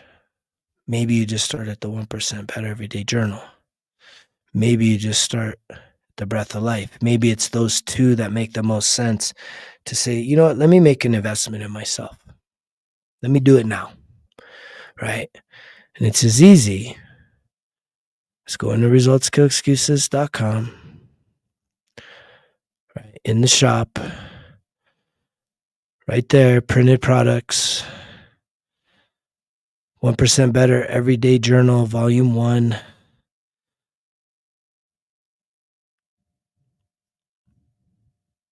Is ready to rock. I'm like the happiest guy when I love shipping out these. We've shipped out a lot, so there is a lot of you taking me up on this, right? But with the deal, you get the 4-color pen, right? You get this, I mean, the master class that basically guides you through the 5 phases of personal growth, which is truly self sabotage to self mastery, with like 7 hours worth of coaching videos in there. That's a lot of material in general. And a lot of people are probably scared of, like, again, 70% of people hate writing. But again, this is made easy. And it's specifically because you're dealing with worksheets here, right? So these are like fun interactive worksheets. They're kind of throwbacks to like when we were in elementary. Again, I was an elementary teacher. So this is like the training wheels of journaling versus just staring at a blank piece of paper. Again, when I'm reading through my notebook, I could tell that there were some days where I was stuck and I didn't know what to write. And then I knew there was other days where I created this program, which is starting with positive affirmations, gratitude, right? And then having reflections, things that I did good from yesterday, things I could do better, and then setting some vision for that day. So all of this is literally, it is a master program that came to me to be able to help support people to get started, like training wheels for journaling, especially if you don't like to write a lot. There is a lot of writing in here, but it's worth your investment. And a lot of people will be like, well, I don't even have time to do that for an hour. I can guarantee you that by investing 30 minutes to an hour a day, you'll actually be saving yourself time, because you're going to start getting out all the clutter out of your head that you're trying to process. And you can start putting it down on paper, which then frees up that space to access hopefully more creativity, more opportunity for you to then take action and not feel so stuck. The reason why so many people are stuck is because you got all this stuff in your head that's just like overwhelming you day in and day out. So that's the 1% Better Everyday Journal, Volume 1. And you could also sign up for the Breath of Life Healing Circle, which is literally just like group coaching.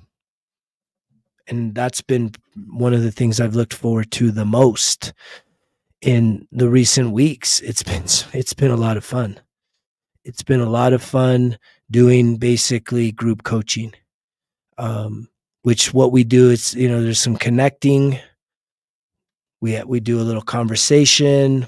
There's some reflection questions that kind of come up. I can show you. Let's see if I still have this past week. So this past week, what we did was, just to give some of you a little insight.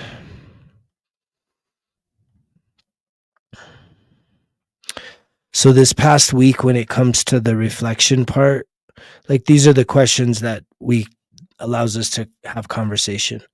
What energetic shifts have I noticed the past 3 weeks, positive and negative? What type of daily morning routine do I have / or want? What challenges do I face with making more quality time for myself in the morning? And what is a breakthrough or lesson I've learned the past 3 weeks? I mean, that's the reflection. And then beyond that, what do you got to do? Right. So we break out, we have a little time to sit there and reflect on that. And then we jump right into visualization and the breath work. And to me, it's like, these are the things that I'm doing right now in my life every single day. And again, I do one-on-one coaching, and this is the opportunity for me to make it more of a community and allow for there to be more people participating, feeling that, which also makes it, I think, more affordable, right? If we talk about affordability, personal one-on-one time with me is not the most affordable option if you're somebody that maybe struggles with having the money to invest in yourself. So the group coaching is an opportunity for me to say, look, like, how can I help more people with a lower bar to entry so that I can help people? Because my heart is to truly help people. And I love connecting one-on-one, but I think the group is really something that I really get excited about and look forward to. So for any of you of you that are on the sidelines, It's time to jump in the game. I continue to say this. You're not hearing this message by accident. You are absolutely called to join. And by joining, it's really you need to start engaging in your own journey, which is really a spiritual awakening. It's healing the emotions. It's the best gift you could give yourself. The greatest gift I have given myself has been to trust myself, self-mastery. Right. And I keep going to deeper and deeper levels. Like I'm learning new lessons. And that's a beautiful thing. It can be very difficult, but the lessons I know will serve me in helping others. So it's no longer just it's not just about me, but I know that I'm the one that in my sleep, as I rise, as I move about the earth, right? That overall I feel centered on myself. I have so many tools in my toolbox that when these shifts of energy or feelings or emotions happen, I'm not just sitting there helpless. It can get overwhelmed sometimes. It can absolutely be overwhelming. But the beautiful thing about creating community that is singularly focused upon supporting and connecting with each other is that you don't have to do it alone. When you join something like the Breath of Life Healing Circle, there's actually other people that you can feel like, oh, I'm not so alone. I'm not so different. My experiences are unique to myself. However, it's good to see other people becoming more and more courageous to take on this, what I believe is the greatest experience of your existence. What is the most meaningful thing you could do this summer? Go to as many barbecues as possible, right? Like, is that what gives your life meaning and purpose? Go camping 1,000 times. I mean, I love camping more than anyone else, but I can promise you, if I was faced with, okay, the most epic camping ever, or to really, again, it just depends on where I'm at on this journey.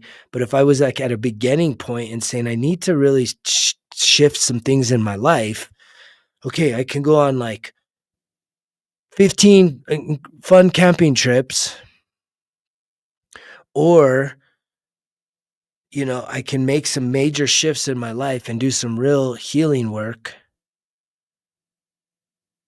on a very personal level. And at the end of the summer, I'm going to have momentum to really just continue that wave through fall, through winter, into the whole next year.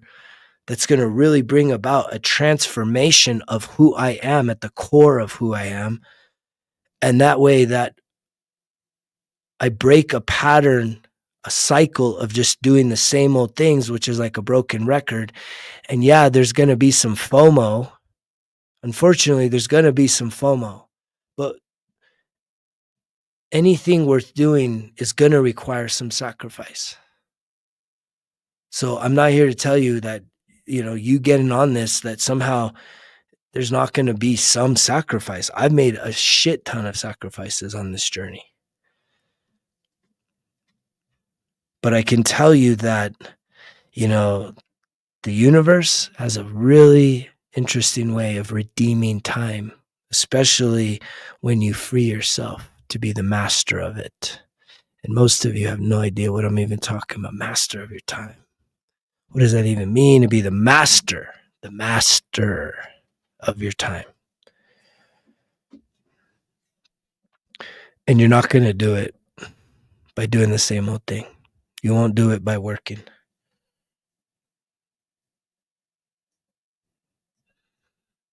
You will do it by putting in the work.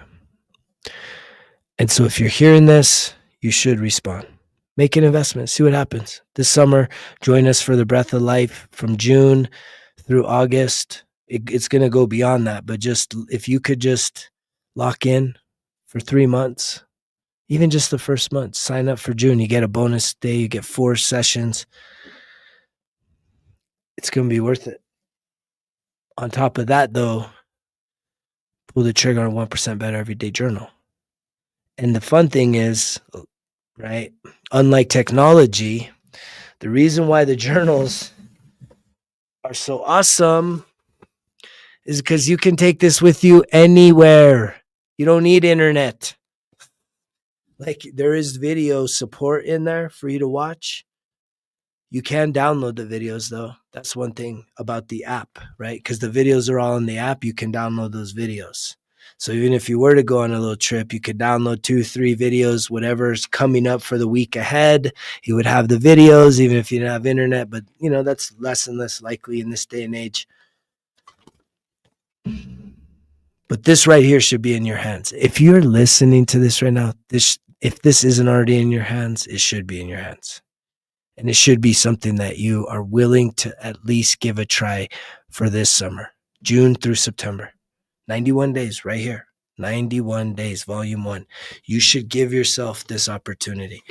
There hasn't been anybody that's been consistent, locked in, no excuses, no bullshit, that has been like, I don't know, it's like, okay, no, it's definitely what you need to start, right? It is what I believe in here is self-empowerment, right? I don't pretend to be a doctor. Nothing I advise is medical advice. That's all limited. I think I gave up on medical a few years ago, as did a lot of other smart people.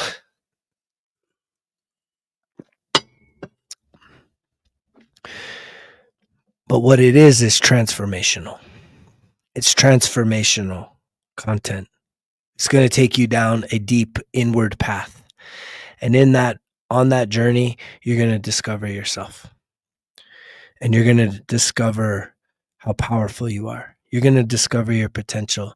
You're going to reveal that you're not so helpless, that you're not defined by all the bad things, that you can actually use all that bad stuff to refine yourself into pure light, pure gold, pure success, pure winning, anything you put your heart and mind to, right? Because you shed the fear, right? What you do is this whole healing experience is about shedding this whole, like, we have like this fucking cocoon of fear that's just holding so many of us back. Like, we're so afraid, man. It's just like, fuck, you're the snake. Shed that fucking skin, man. Become your true and authentic self. Like, really get to the truth. What do you truly want? What do you love? What are you willing to fight for? Not just cheer for, but literally you putting in the work, even when you don't feel like it. I can't imagine something greater than improving yourself, healing yourself, working on you. You don't need to go to professional this or professional that. I encourage it. Again, the sobriety and the therapy have stayed with me throughout this whole journey. But I can tell you the things that will stick with me beyond from now, the things I have discovered along the way. Positive affirmations will always be there. They add value to my every first 2 hours of the morning as I'm just journaling and moving about. I love just positive affirmations, filling the air. Journaling is going to be a part of it, right? I love reflecting on things. Breath work is going to be there because oh man, it's so powerful. It's so freaking powerful. I'm not even going to talk about at some point here in the next few weeks, I have hit a whole nother level that I'm doing some things that I don't know. I think some people would call what I've experienced in the recent weeks enlightenment. But it's like I have I have some new power that's come upon me that I can do some things that I don't know. I'm having fun figuring it out right now. And that's why even I haven't done a live in a while because I've been going through a lot of transformation. a lot of growth. A lot of people call it ascension symptoms, where it's like I've been having a little extra fatigue, but I've also just had like I've been shown some new tools, some new tricks, some new gifts, some new things that I have, and I've been trying to figure them out. I've been playing with them. It's really interesting, and I'll probably share more in the future. It's still too new, so I'm just gonna hold that to myself. But it's been an incredible. This life is an incredible journey, and if you're here, it's not by accident. There's a lot of other places you could be. There's a lot of other content you could be consuming, as you are, and so am I. But at the end of the day, I this is the home that I've created for not just me, but for all of you and so many more. And I know that I'm not behind. I know that we are ahead. We are ahead of the curve. The great spiritual awakening, which is not religious, it's not a religious thing. The spiritual awakening is literally going from, let me see if I can do this because it's reverse. Going from the excuses, which is the lower self, and going into the higher self. And the way you do that is by killing the lower self. The lower self has to be taken out. And it's a daily thing. It's not a one and done thing. It's not one and done. I actually had a dream the other day. It got violent. I had a dream. I think I took out the spirit of my lower self. Like, yeah, it was a wild dream. It felt good though. It felt good. It was violent, but it felt good. Because it just keeps wanting to take over. Right? It can be relentless. And a lot of you realize that. As I see 111, you just like, you've kind of given up. Don't give up. No matter where you're at right now, if you're hearing my voice, there is something you can do to change. I don't like the details of the dream. Was just that there was an entity and there was a woman, and the entity was like, it was a life-threatening situation, like a hostage situation. And there was a part of me that it was in this downstairs thing, and I kind of emerged as like the hero or the savior. And it's like I had to face this entity because this, woman was like, her life was being threatened, firearms. And it was like, I went down, I was like, oh shit. And this person started like shooting at me, and I like went up the steps, but then I said, fuck that, I'm going in. And I went all in, and like, I don't know, I just went hand to hand with this person, flipped the firearm around him, double tap, and yeah, it was done. It just felt good. Like I eliminated it, and it was like an aspect of myself, right? It was an aspect. I almost feel it was like the aspect, it was the lower self. It was the self that it had been so self-sabotaging in the past. That's sort of what I'm taking from that. Is like I faced that part of me and I took it out. It was literally the results kill excuses. That's where that's all coming through.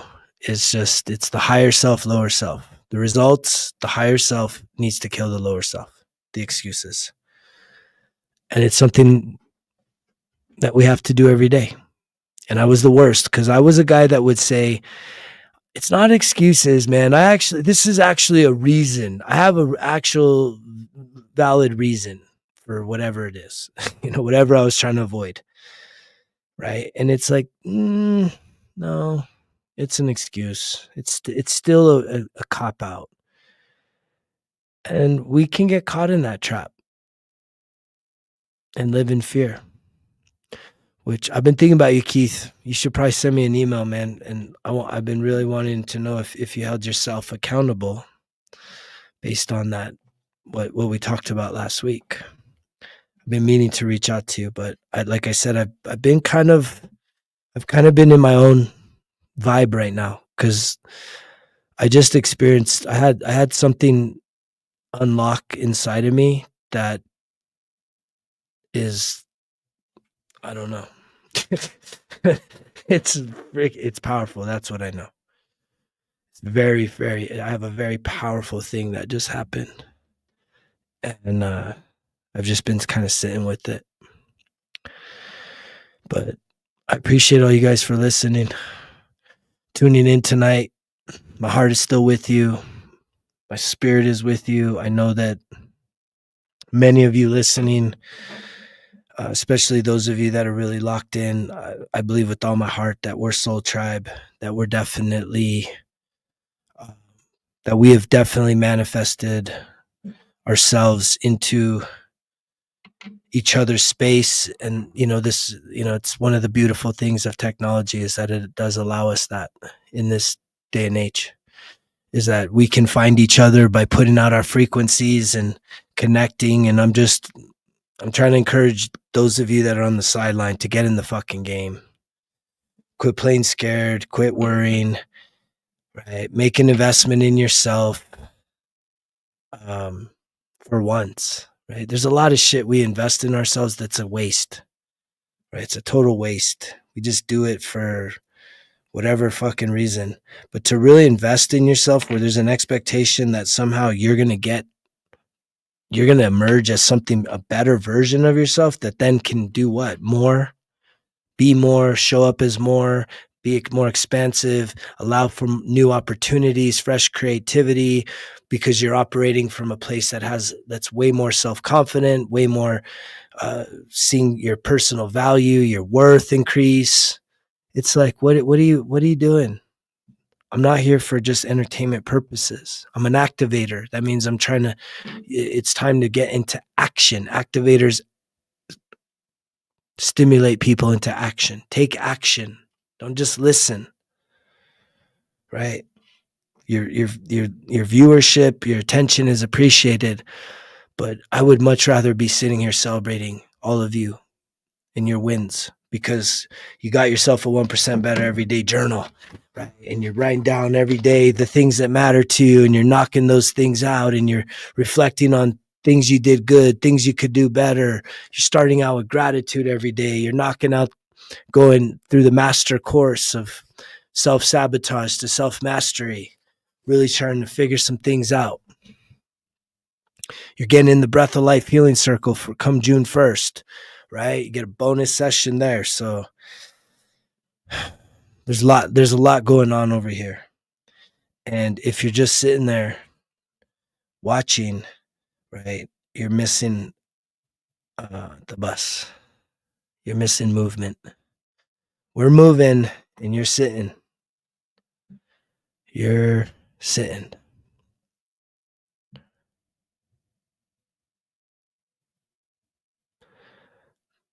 I'm grateful to hear that, Adam. I'm grateful for all your participation, you and your wife, man. I know we're brothers, bro. I know we're soul brothers, and just, very grateful to have you near, have you here contributing. And yeah, this is still the assembly time right now. It's time to assemble. So those of you that are like kind of iffy, wishy washy, you tell me, right? You tell me, those of you that have watched, there's not just Adam here. It's not just Keith here. Those of you that have watched, what do you need from me to inspire you to actually take some action? Take me up on a 1% better everyday journal, right? Do you want me to give you a discount on it? What do you want? What do you need? What do you need for you to actually do it? For you to actually say, you know what? Let me lock in on this. Let me make this summer. I'm telling you guys right now, we're going in. I'll be honest with you. I've been so checked out. I've been so I'm in my own world right now that I didn't even realize it was Memorial Day weekend coming up. And my daughter graduates high school tomorrow, but I was like, it's still like the 20th. How is it already Memorial? I thought that was still a few weeks away. It's Monday, which that's the kickoff of summer, right? Summer is literally about a 90-day window, right? Why don't you make this a summer of transformation? Why don't you really, really make it a summer transformation? Does that mean having no fun? But I can guarantee you, if you pull back a little bit from what you have been used to doing, that it hasn't really evolved you. It hasn't really set you up for greater successes in life. It's just like the highs of the summer. You will probably still be there, but it's sort of like, what else could you add to your summer that could really lock you in? There's a 91-day, 1% better everyday journal. There's literally a breath of life healing circle that's going to be happening minimum 3 Sundays, right? If you need to see the schedule, it's right there.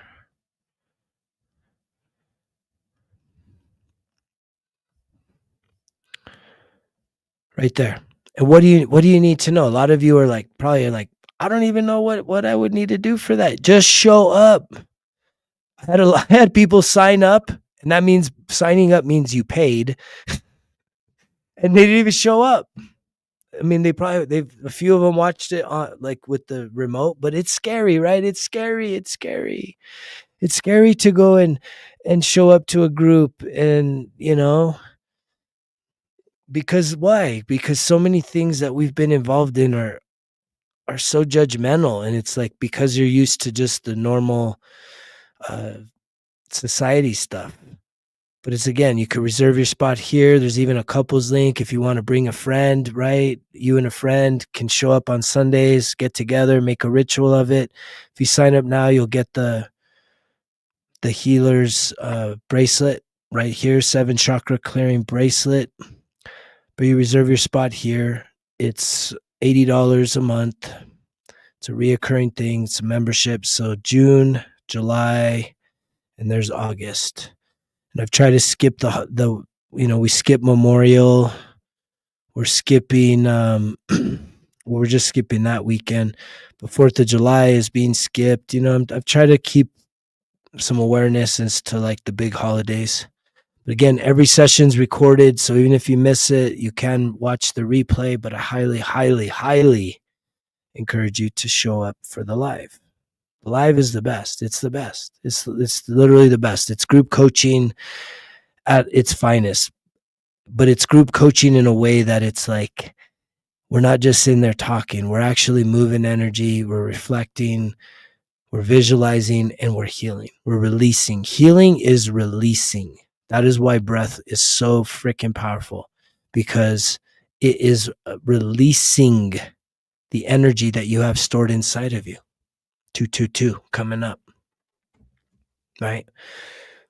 This group isn't just like, I don't know, let me think of something to do. No, this has been my journey of saying, how can I put together something that I know is going to actually help people?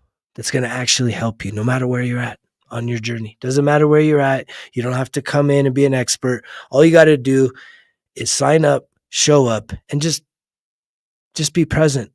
Just be present during the group. It'd be great if you participate. You can participate as much or as less as you want. I showed some of the reflection questions that come up. We have a little discussion after we do the visualization. We don't really talk after the visualization. We get pretty much into the meat of things. We visualize. There's a small little intercession between that and the breath. We get into the breath, and then we do a little after breath session recap. Just if anybody has any takeaways, you share what you want. But everyone that I've started that process with, whether it's one-on-one coaching or within the Breath of Life group, everyone's been like, yeah, this is amazing. This is incredible, because it's something you don't expect, which is the reason why you should give it a try. I hope you will. I hope that you will join me and many other beautiful souls making this summer a summer transformation. Not the same old thing, but truly investing in yourself, right? From June to September, let's see how far you can go. Let's see how much can be accomplished in your life so that you can start celebrating you each and every day.